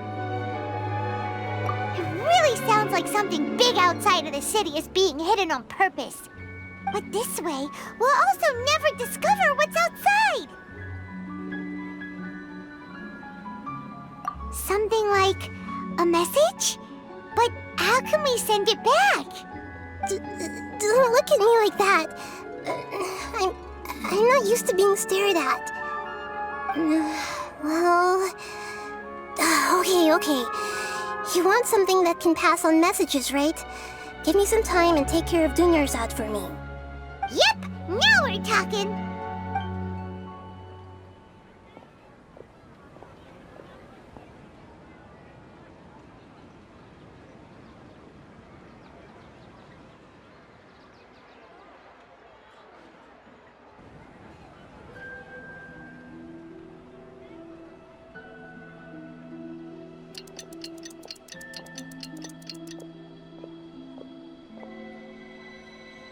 I'm done.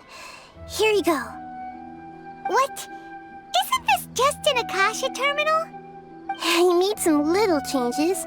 Akasha terminals are already capable of sending messages. I just tweaked it so that it could connect to any node. To make something like this? Nahida, you really know the Akasha like the back of your hand. Anyway, we can use this now to record a message, right? Yep.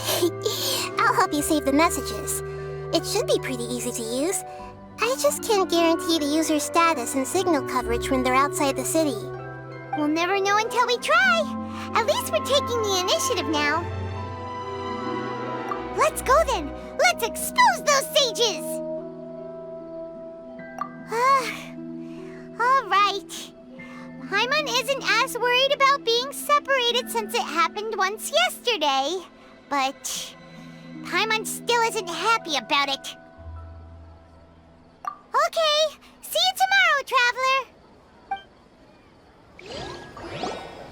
That covers everything that's happened so far. Yes, although the signal was choppy and had some interference, we still managed to receive 2 messages from you when you were outside. Okay, now that you understand what's going on, let's hear the messages together.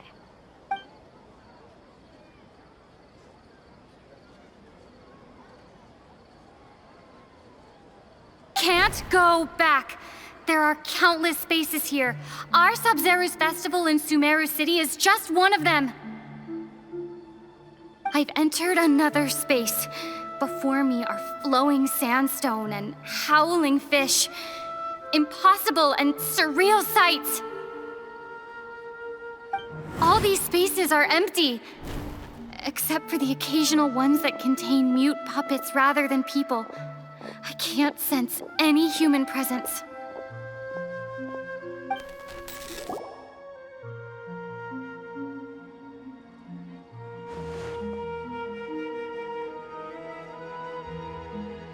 That's one heck of an info dump. It sounds like you left the Sumeru City space when you set foot outside of the walls. But everything looked completely normal when Paimon was looking out from the inside. That's unbelievable. And if we take your word for it, the other spaces all had very weird contents. There's another part here. We only received it last night. These spaces have been disappearing, one after the other, absorbed by something like a sun in the sky. And now, even the final space has also disappeared. Behind me, a lot of spaces just appeared again from thin air. I get it now. Those spaces are actually...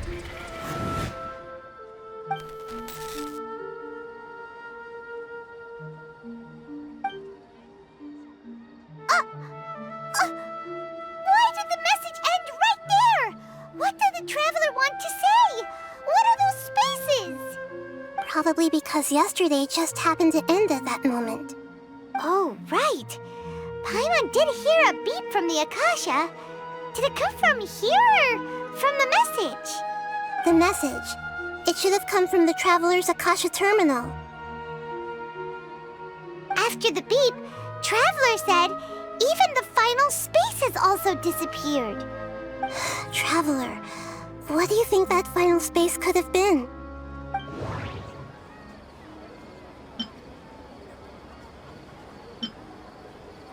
All the bizarre spaces I saw outside the city had one thing in common. A lack of human presence. Was that space actually the real world? But wouldn't a real space just randomly disappearing like that be catastrophic? My impression is that each day in this samsara only ends at the sound of that beep from the Akasha.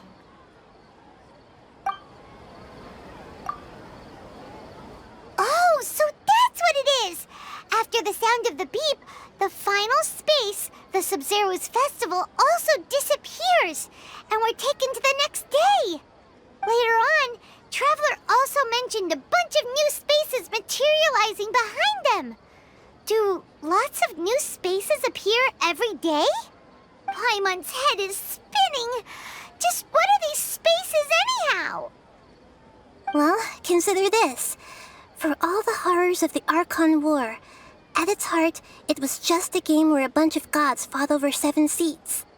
So no matter how strange or spooky things may look on the surface, maybe all they point to in the end is a small and simple secret. Wow, the Archon War, huh? That's an analogy and a half.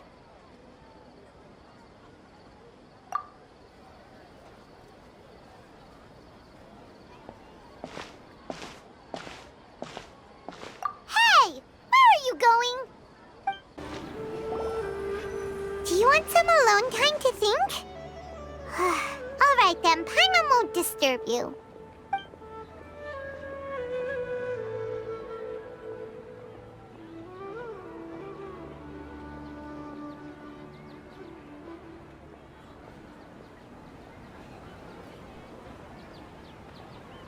The dance of Sub-Zeros is about to begin.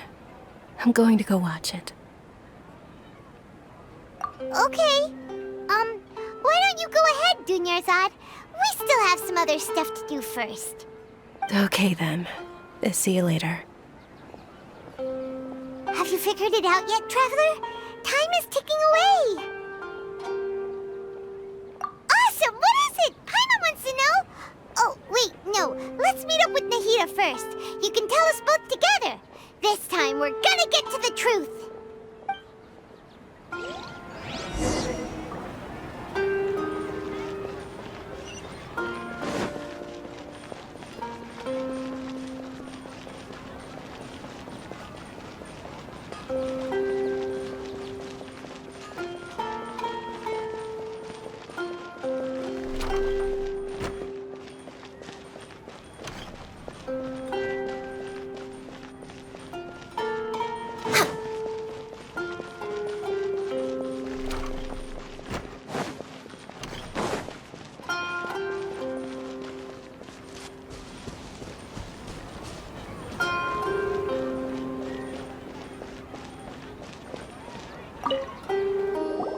You're back!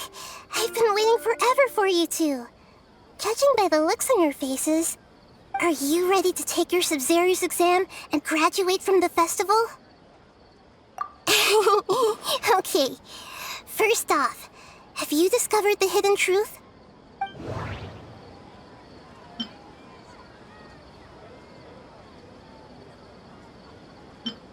All the bizarre spaces I saw outside the city had one thing in common: a lack of human presence.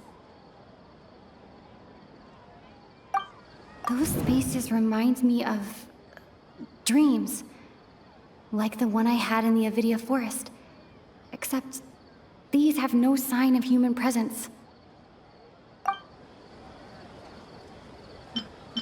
People in Sumeru don't dream.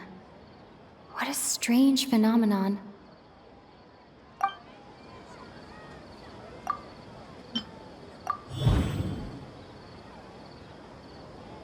We are all in a dream. It isn't that the people of Sumeru don't dream. Rather, the Akasha is taking their dreams from them. People in Sumeru think they don't dream, but the truth is the Akasha steals their dreams without them knowing it. And those spaces with no human presence are stolen dreams without their host. That would explain why they sounded so weird when she was trying to describe them. Huh. So people in Sumeru do dream after all. In fact, we're all in one big dream together right now. Correct answer. Now, how did you conclude that the Akasha is capable of this? The Akasha relies on the power of a gnosis to operate.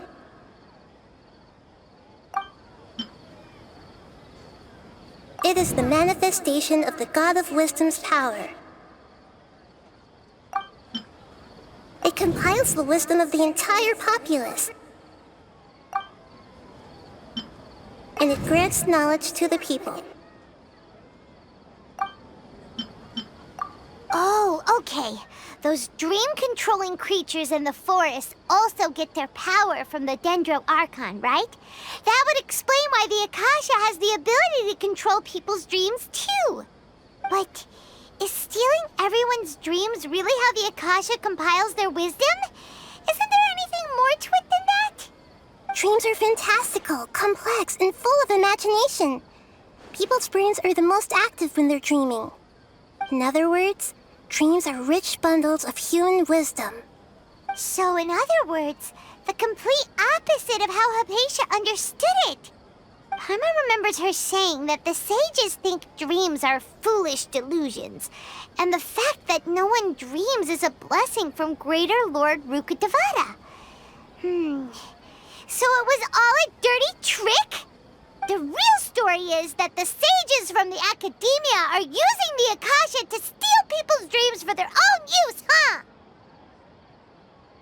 Oh? By the sounds of it, you understand the current situation pretty well. So then, what about the samsara?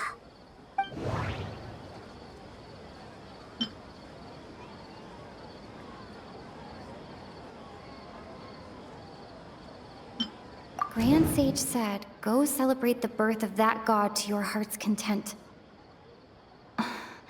Did he mean something more?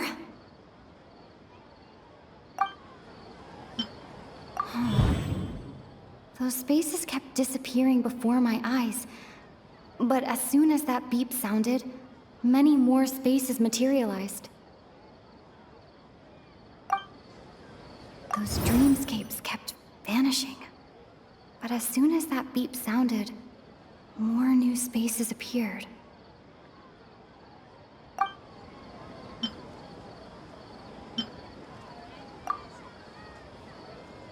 I can't seem to cohesively piece everything together.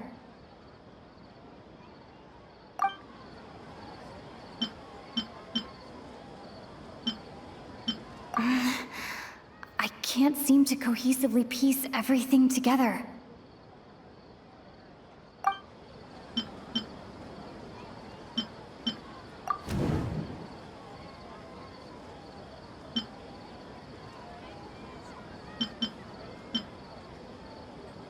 Correct. The Akasha is keeping each person's brain in a constant dream state, but also separating their consciousness from their own dream. Their disembodied consciousness is placed inside the collective dream of the Sub-Zero's festival along with everyone else's, while their now vacant dreams are harvested by the Akasha. No one is any the wiser as another day passes in the dream, and so begins another samsara cycle. People wake up to yet another dream about the Sub-Zero's festival. The dreams that belong to them are once again harvested by the Akasha, and so it continues. So, this is like a dream factory, and the Akasha is a dream harvesting machine. Did Paimon get that analogy right? Very good, Paimon. Using analogies well is an excellent habit to get into. Okay, so that beep we keep hearing is actually from our real-life Akasha terminals. Taking off our terminals in this dream doesn't do anything. All right, last question. Who am I?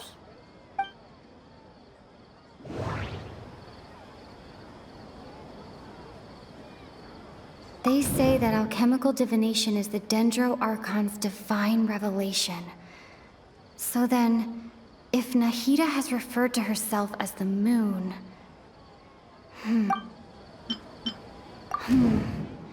Now that I think about it, wasn't illusions hinting at the sage's deception of Sumeru's people? Now that I think about it, wasn't illusions a hint that we're all dreaming? So you noticed. I thought that one would be the hardest question. That's why I put it last.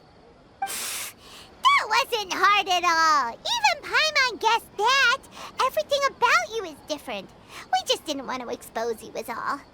Now that you mention it, Nahida, you've been hinting to us since the very beginning.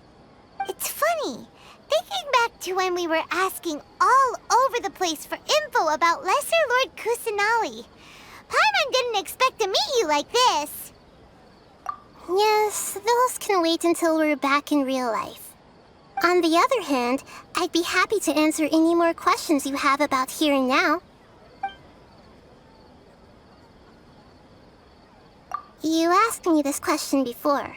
My answer was, it would literally blow your minds. Now that you know this is all a dream, this answer should hopefully make more sense. Have you heard the saying, don't wake a sleepwalker? Likewise, if someone suddenly had told you all this instead of you learning it on your own, your notion of reality and dream would be thrown into irreversible confusion. I couldn't expose you to that kind of risk. That's why I could only give you very subtle hints and some suggestions. Long story short, I'm really sorry I had to keep you guessing.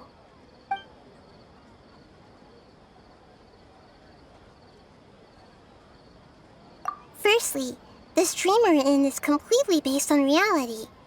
People have already experienced this Sub-Zero's festival, so it would be very difficult for them to find anything that strikes them as surreal. Secondly, you're probably wondering why people don't have any memories from earlier samsara, right? That's because people don't remember their dreams most of the time anyway. And in any case, their actual dreams are being taken away from them by the Akasha. So whenever they wake up in this dream of the Sub-Zero's festival, they don't remember anything from their previous identical dream. That reminds Paimon. Traveler had a dream when we were in the Avidia forest, but couldn't see what it was about after waking up. Is that an example of what you mean? Yes. Only after receiving the blessing of Dendril can a person gain the Dendril element's dream-enhancing power. That explains the feelings of déjà vu. Meanwhile, everyone else has no idea that they are in the Sub-Zero's festival samsara, while their dreams are stolen from them over and over again.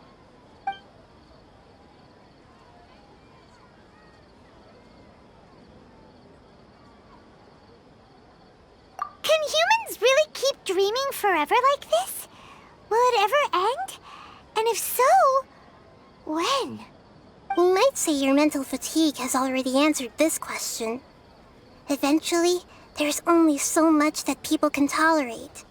Especially those whose health is compromised to begin with, like Dunyarzad. This relentless exploitation takes an even harder toll on them. People's lives are at stake here, and nobody knows a thing! We've got to put a stop to this!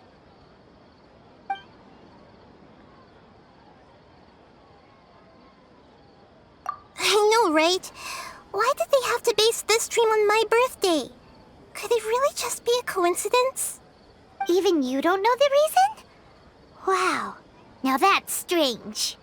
The Academia sages are determined to harvest lots of dreams in a short time, no matter the cost. They have to be up to no good. Unfortunately, I don't know anything about it. Traveler, do you have any information?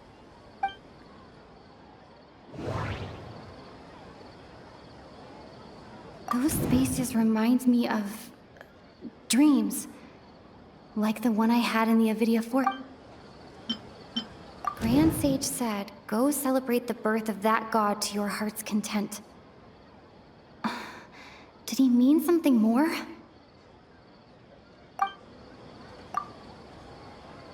Celebrate the birth of that god? Could it mean...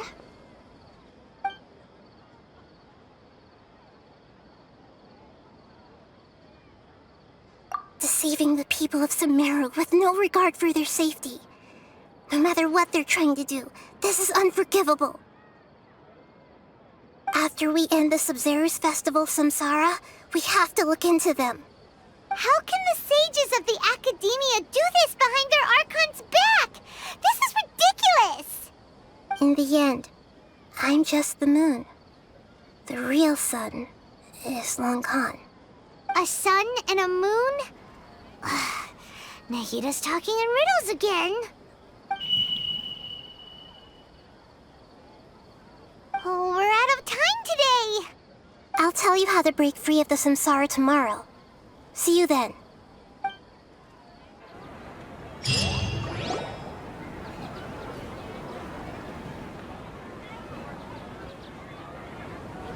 Good morning, Nahida. Wait. Now that Paimon remembers everything, should we instead say good morning, Lesser Lord Kusanali? Hey! What's wrong, Nahida? You don't look too good. I'm afraid that what you're thinking right now is correct. Did Dunyarzad already disappear? No way! Are we too late? The real Dunyarzad's consciousness has indeed disappeared. It can no longer endure the constant dream harvesting. Paimon can't believe it. Wait, so what about that other Dunyarzad. Just what is she? Is she also going to disappear? She's actually something like a puppet, but not completely. The real Dunyarzad's consciousness could no longer keep playing her role in this dream. So another Dunyarzad appeared to replace her in the dream. Just like the grass and the trees, that Dunyarzad is just a building block of the dream that helps to keep it going. But personality-wise, she's nothing like the real Dunyarzad. Puppets are stiff and can't copy a living person's vitality. After all, they're just there as filler. You know, speaking of which, the old Dunyarzad might not have been too different from a puppet. Dunyarzad truly believed that she met you within her consciousness, and it was you who inspired her. So you do remember her after all. Yes. Back then, her family was overly protective of her. No one cared about her personality or thoughts. It was as if she only lived to stall her Elazar. I just gave her a little wisdom so she could look at life in a new way. So that she could be her own person. But even so, she's still... far from it. I'm still a long way off from being a real Archon. I couldn't even save her. If I were a competent Archon, I wouldn't have let my most faithful follower die at the Sabzeruz festival with so many regrets. Please don't beat yourself up over it, Nahida. It's the sage's fault, and theirs alone. I'm not beating myself up. All I did was to rationally observe the distance between myself and a real Archon. Don't be like that, Nahida. Even real Archons are still allowed to be sad.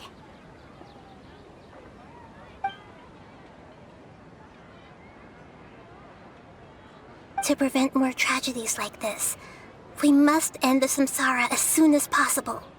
Great, but how do we do that? Although the Sabzeruz festival dream is under the Akasha's control, only humans can dream. Even the Akasha is unable to create them. That means this dream belongs to a host who created it.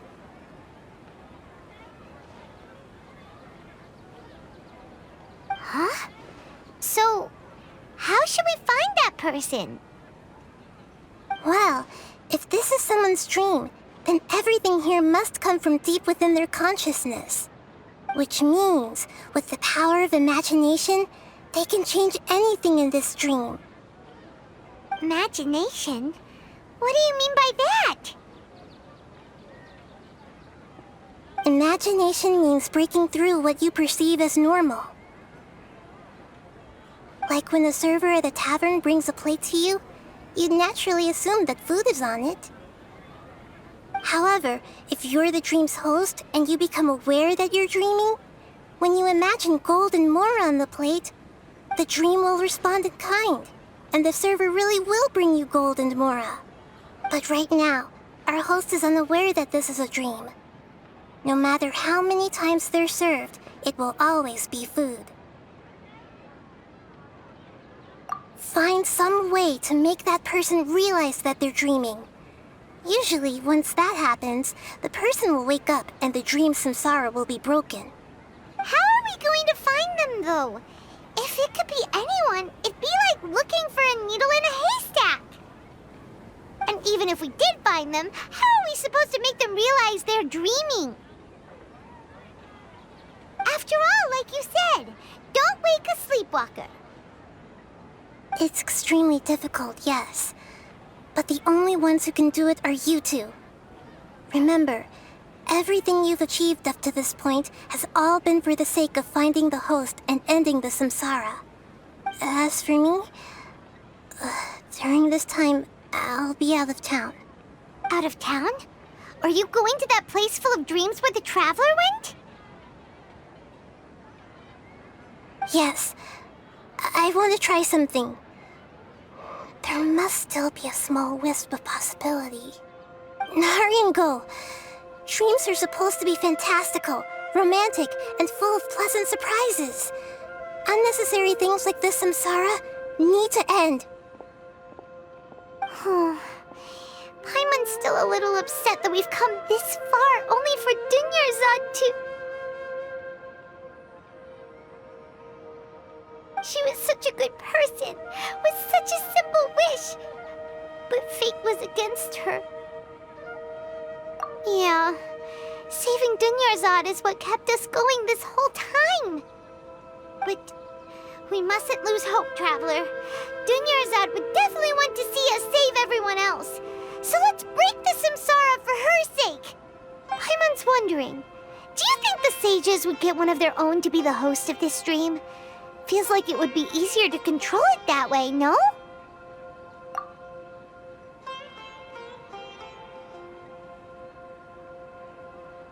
Huh. That's true. Plus, the sages probably weren't counting on there being other factors beyond their control, like Nahida and us. So, who do you think the host of the dream is?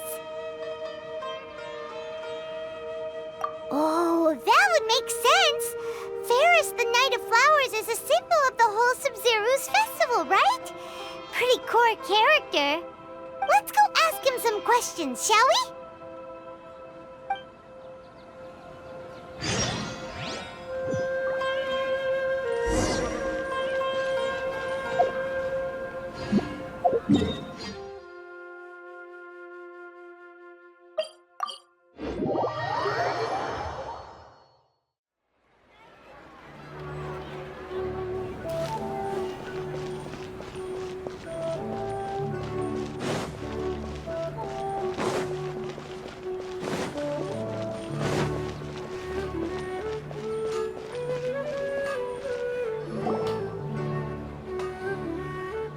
You're back. You left in a hurry last time. Is everything okay? Everything's fine, just... it's a little hard to explain. Would you mind taking part in a little experiment with us? An experiment? That came out of nowhere. I'm listening, though. What do you need me to do? Could you... make a wish? You want me to make a wish? Is that a new Sub-Zero's festival tradition or something? Less questions, more wishing! Okay. My wish. Okay. I'm a little nervous saying this out loud, but I want Miss Dunyarzad to be happy. Oh. I noticed earlier that she looked a bit down, and she wasn't really talking to anyone. She just doesn't seem like herself. She's always so gentle and kind, and all the kids love her. I've also wondered if the reason she asked me to be Fairest Knight of Flowers is because I'm special to her, or something. So, you have a crush on Dunyarzad? Oh, is it that obvious? After what I just said, I guess it is. When she placed the hat of the Knight of Flowers onto my head, she said to me, I want everyone to have a happy Sub-Zero's festival. What she didn't realize was that I'm not that interested in how everyone else feels. In that moment, I just wanted to be her Knight of Flowers for the rest of my life. 50 years, 100 years, I'll serve her till the end of time. Okay, yeah, that was a bit much. Felt like the right moment to get it off my chest, but that was pretty embarrassing. Okay, I'm ready to make my wish. I would like Miss Dunyarzad to appear in front of me right now with a smile on her face. Here goes. Please come true. I'm gonna open my eyes. Oh, you're... What? Faki? Sorry, but only one portion of Yalda candies per person. Back home you go. Nice try, you two. Anyway, never mind. I don't need to see her appear right in front of me. As long as she's happy. Guess he isn't the host of this dream after all. Should have expected it wouldn't be this easy.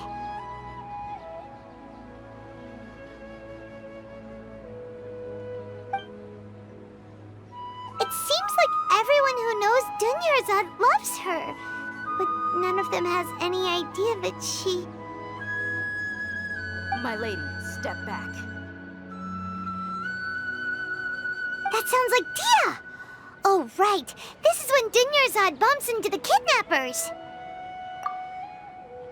Huh? But Dia can handle them. Hey, Traveler!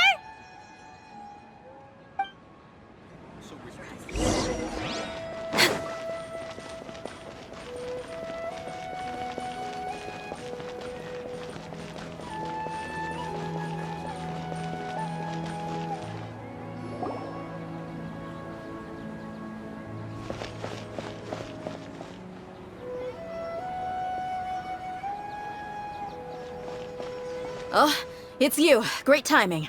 Please take... Hey, this is my job. The homie Yannis pay me, not you. You... fine, alright. Knock yourself out. Why are you so worked up anyway? It's not like I don't trust your fighting skills. Anyway, watch yourself.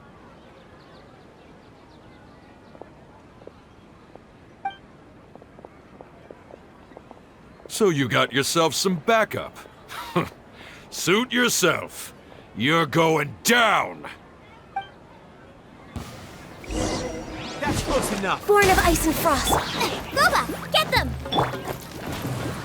Where do you think you're going? Didn't see that coming. Need more. You want this one.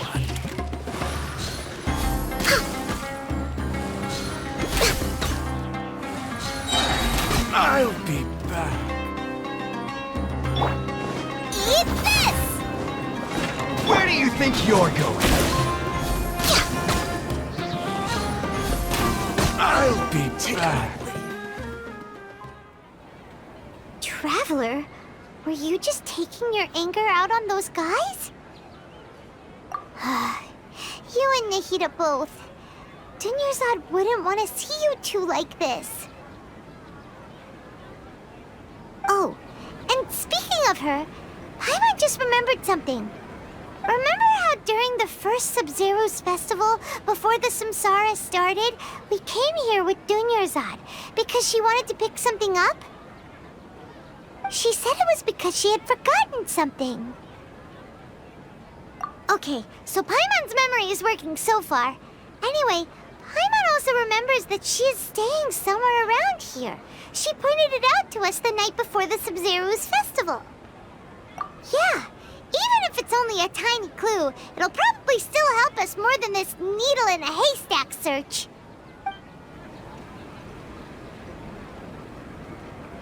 This is the place. It's rude to enter other people's spaces without permission, but desperate times call for desperate measures. Hey, the windows are unlocked. Okay, Paimon's gonna take a peek inside.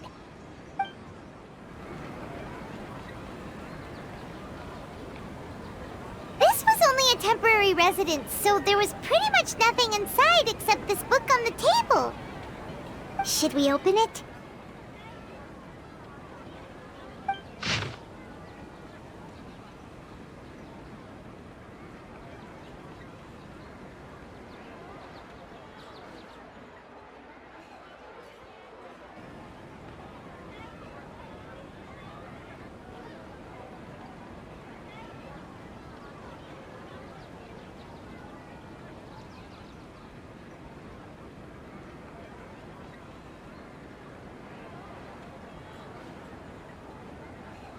Wow, Dunyarzad wrote all of this. Sounds like she was always thinking of us even while we were away. Even though she was also busy preparing for the Sub-Zero's festival and had all her health problems to worry about. She must have wanted to give this to us as a gift on the day of the Sub-Zero's festival, right? hadn't found this book, we never would have known. But now that we know, we can't even thank her. Hey! Where are you off to now?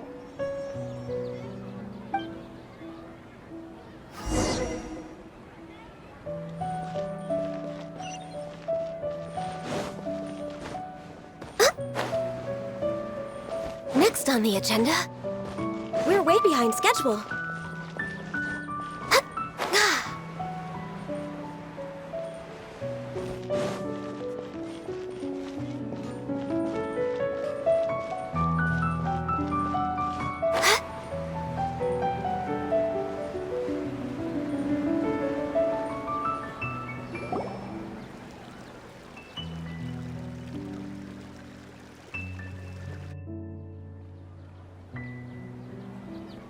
It's Dunyarzad's puppet.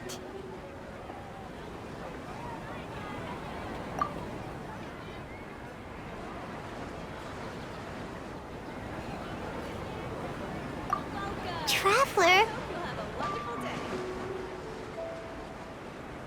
You must be exhausted. Come to think of it, we've been stuck in this place for a really, really long time. Heck, even the last time we were chatting happily with Dunyarzad feels like an eternity ago.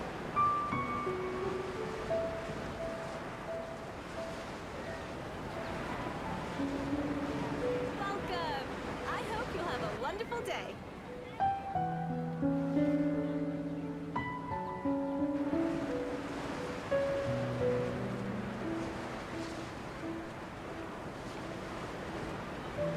Paimon still remembers when we were sitting here, and the way her eyes sparkled when she talked about Nilu's dance of Sub-Zerus. There will always be frustrations in life, but I know that the point of living is not to leave behind any regrets.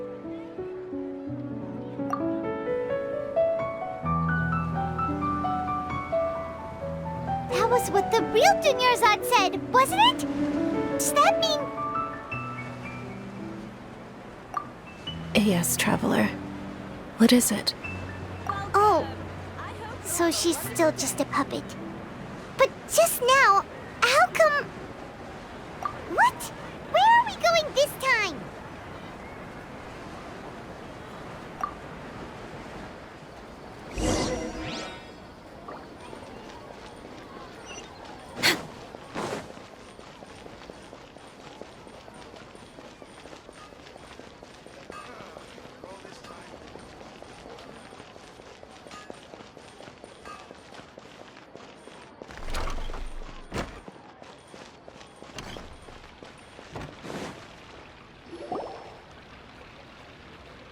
If you continue to resist, we will have to order an investigation into every single event organizer. The Grand Sage has already granted you much leniency. I advise that you exercise tact. How did things turn out like this?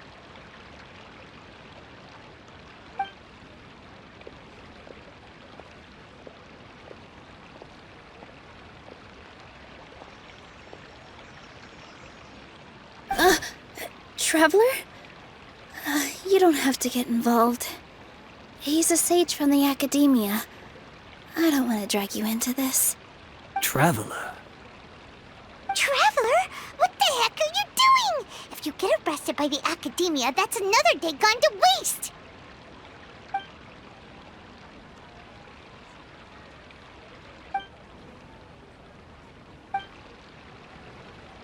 Wait, they're not reacting. Have they been scared stiff? Oh, of course! If this is the sage's plan, they wouldn't put themselves through this. So they're just substitutes. What is this? What happened to the Grand Sage and his entourage?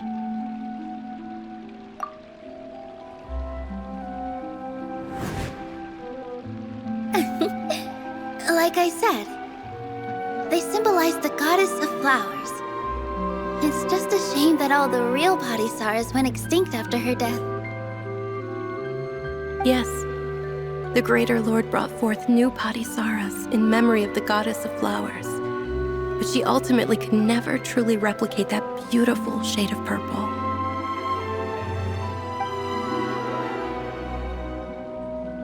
I'm really looking forward to the... That beautiful shade of purple. Aren't these flowers real Padisaras? Just like the ones from the legend? I didn't even notice. Dunyarzad, did you find these? But didn't you just say all the real flowers went extinct after the goddess of flowers passed away?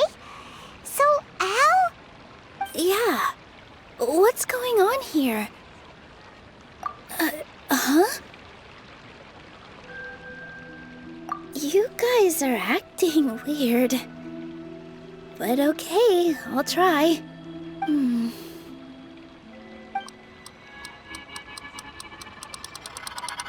Hey!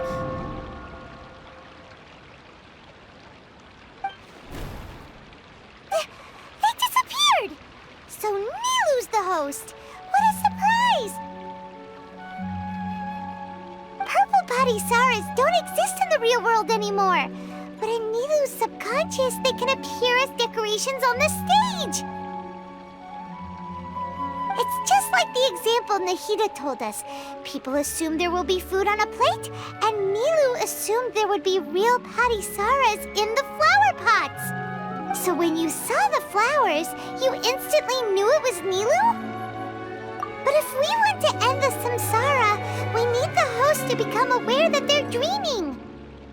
How should we make Nilu realize that? Am I dreaming? Huh? So I'm right. Is this Lesser Lord Kusanali responding to our celebration of the Sabzeruz festival? Wrong guess, but you aren't completely wrong either. The point is, what made you think this is a dream? As far as you know, people in Sumeru don't dream, right? Yeah, but have you heard the tale of the first sage? To prevent a calamity, he went on a journey to find the Dendro Archon. Ooh, sounds familiar. Dunyarzad told us a story like that when we first arrived in Sumeru City. So it was about the first sage, huh? Yep, but in the part you heard, he hadn't become the first sage yet. There's more to the story. His piety and wisdom were acknowledged by the Dendro Archon, and she finally gave her blessing to him. All kinds of spectacular scenes appeared in front of the first sage, as if all the knowledge in the world was being painted onto a canvas right before him. He was captivated. After who knows how long, he mastered all the knowledge he could comprehend. Afterward, he said to the Dendro Archon, "I miss my parents, my wife, and my children. I've been away from home for far too long. They must be worried." The Dendro Archon smiled. The next second, the sage found himself lying in his bed, as if he had just woken up from a dream. His wife, lying next to him, said, "You're off to search for the Dendro Archon today, aren't you? Have a safe journey, my love." In the end, the first sage took care of many disasters in Sumeru City and founded the Academia. What a happy ending. So, the first sage was dreaming ever since the beginning of the story? He never went on his journey? Yes, but his faith and determination were conveyed to the Dendro Archon, so she blessed him in the form of a dream. Paimon understands where you're coming from now. That's a really interesting connection. But we really gotta wake up soon, like the sage in the story! I see. Well, it just so happens that today's Sabzeruz festival is almost over too.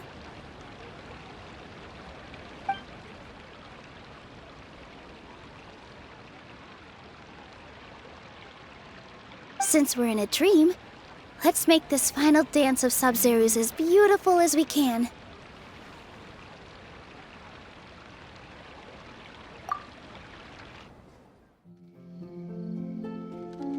The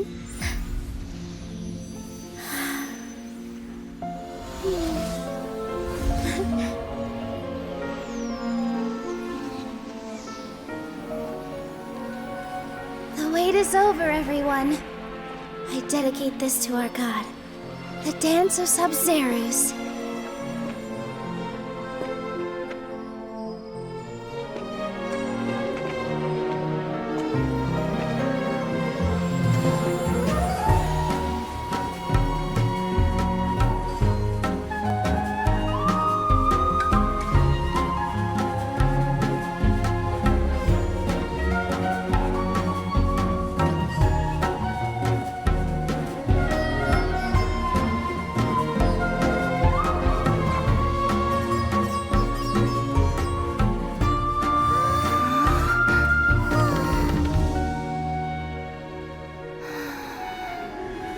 I'd be lying if I said I had no regrets.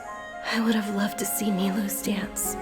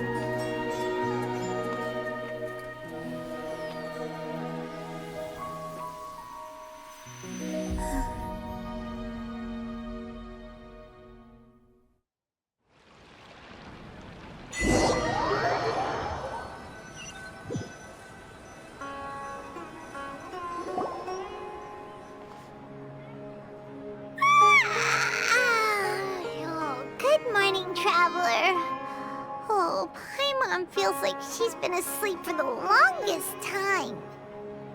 Paimon's head feels super heavy. Did we oversleep? Do you even remember going to sleep last night? Paimon thinks it was after the Sub-Zero's festival. The Sub-Zero's festival! Have we finally escaped from the Sub-Zero samsara?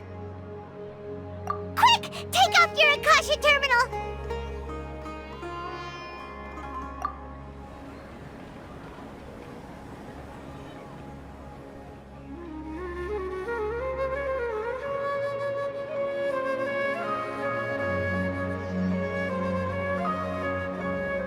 She's not in her room. What happened? Huh? What usual spot?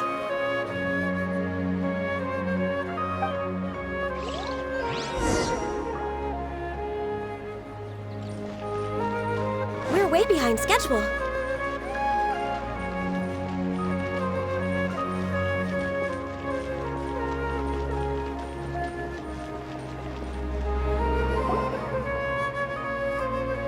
Well done, Traveler and Paimon.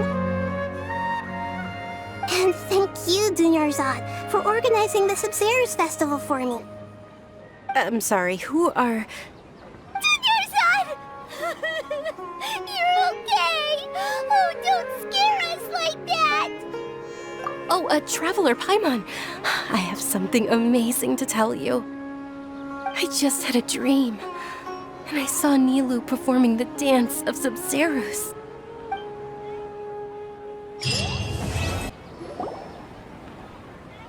You're actually Nahida, aren't you?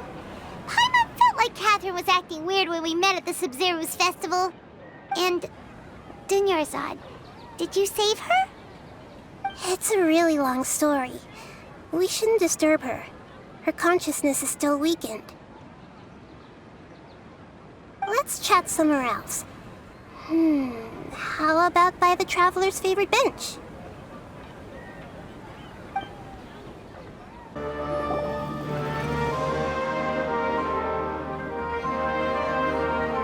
Let's talk about Dunyarzad first. It's such a relief that she's all right. After we parted on the last day of the Sub-Zero's festival, I left the city and saw what the Traveler had described. Among the countless dreams, I found one that was growing fainter and fainter. This proved my suspicion. Once Dunyarzad could no longer bear the Akasha harvesting her dreams, her consciousness began to dissipate. But this also meant it escaped the Akasha's control. Such a small fragment of consciousness can't last for very long, though. It will return to its original dream, where both will gradually fade until they completely disappear. I used all the power I had to keep her dying dream alive as long as possible, but it still wouldn't have lasted for much longer if it hadn't been for you two breaking the samsara. So it looks like we did manage to save Dunyarzad in the end. Not a moment too soon. Huh? Why are you two smiling so happily? I thought you'd be so moved that you'd start crying. I need to spend more time observing human emotions. Both are fine. Everyone reacts differently. All right. You two must have a lot of other questions for me, right? After all, you saved my faithful believer. As your reward, I will answer any and all questions. At the Avidia forest, there was this incense that made the traveler fall unconscious and dream of a huge tree and a red sky. You also heard someone's voice, right? It said world and forget me. Yeah, so you do know! We've been wanting to ask you what that was about, and if the red sky was related to Conria. It seems like the traveler established a connection to Irminsul. That was a message left by Greater Lord Rukkhadevata's residual consciousness in Irminsul.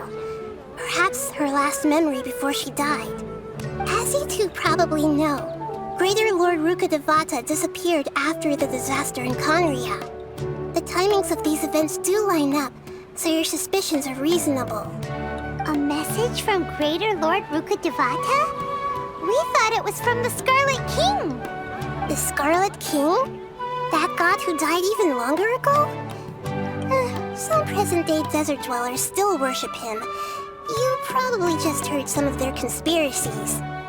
Okay, so what does the message mean? I still haven't managed to decipher it. Even the Akasha isn't currently capable of doing that. Greater Lord Rukkhadevata's residual consciousness in Irminsul seems to be contaminated with something that has a very dangerous aura to it. Many devoted scholars go mad as soon as they connect their consciousness. I've warned the academia about this many times, but people still keep falling victim to it. But I believe this is the key to saving Irminsul. That's why I've kept trying to decipher it. So the tree in the vision was Irminsul? Oh, Tainari also said that Irminsul is sick! Is it because of the contaminated consciousness? But even if you can't figure out what that vision was all about, it seems like our search for you was all in vain. The traveler wasn't affected after coming in contact with that consciousness. I've never seen anyone like that. With you here, we may have a chance at deciphering it. No, we must decipher its secrets. I've already eliminated all other factors that might affect Irminsul. This is the only one left. This puzzle has life and death at stake. It could determine Irminsul's fate, as well as Tevat's. To be accurate, I'm using the Akasha as a medium to occupy Catherine's consciousness. How did you do that? Poor Catherine. Does this mean you can also occupy other people's consciousnesses? Theoretically, I can enter anyone's mind as long as they're wearing their Akasha terminal. The Akasha is the legacy of Greater Lord Rukkhadevata. As Lesser Lord Kusanali and the first Akasha terminal, my consciousness has always been linked to the Akasha. I've always respected my people's free will, so I've never actually occupied their consciousness. When necessary, I just borrow this bionic Snezhnayan puppet. Hold on. Did we just learn some deep, dark secret? So Catherine is... No wonder Paimon felt something was off about her. What about your own body? Why do you need to borrow other people's? Don't you live in the sanctuary of Surasthana? That story begins a long time ago. After Greater Lord Rukkhadevata disappeared, the sages found my newly born self and took me back to Sumeru. At that time, I was young and weak. The sages kept me in the sanctuary of Surasthana, ostensibly for the sake of protecting me. But I've hardly heard from them since. However, I do understand that they had hoped to find Greater Lord Rukkhadevata instead of me, a symbol of her passing. So, the sages basically put their new Archon under house arrest? How dare they! Why don't you teach them a lesson, Nahida? In some ways, they aren't wrong. Greater Lord Rukkhadevata was omniscient and omnipotent. Even after her death, the Akasha is still empowering this nation. And I'm still really far away from being able to call myself the God of Wisdom. Yeah, you got a lot of believers. Just look at the Sub-Zero's festival. Everyone who showed up truly loves you. Thank you for the kind words. But I honestly don't need physical freedom as long as I can connect my consciousness to the Akasha. Trying to find a way to save Irminsul is my life's mission and top priority. I will work on that, and try to live up to being a deity in the meantime. Every once in a while, I will also take up the duties of the God of Wisdom and enlighten a lost soul here and there. Doing all that should be enough.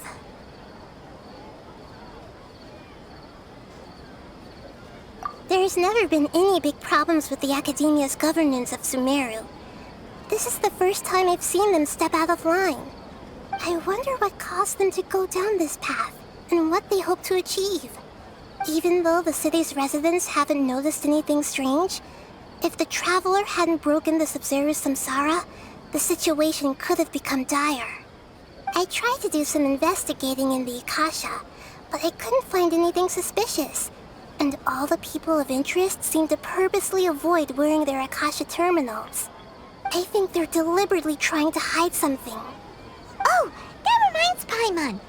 In Gandharvaville, there was a sage who had invited Kainari to join some kind of project. Could it be related? Regardless, I need to first investigate the sage's motives, make things right, and punish them if needed. But I'll have to be discreet, or they'll see me coming. You mean how the Akasha stops you from having dreams? Yeah, it's been such a long time. No one's noticed something's up?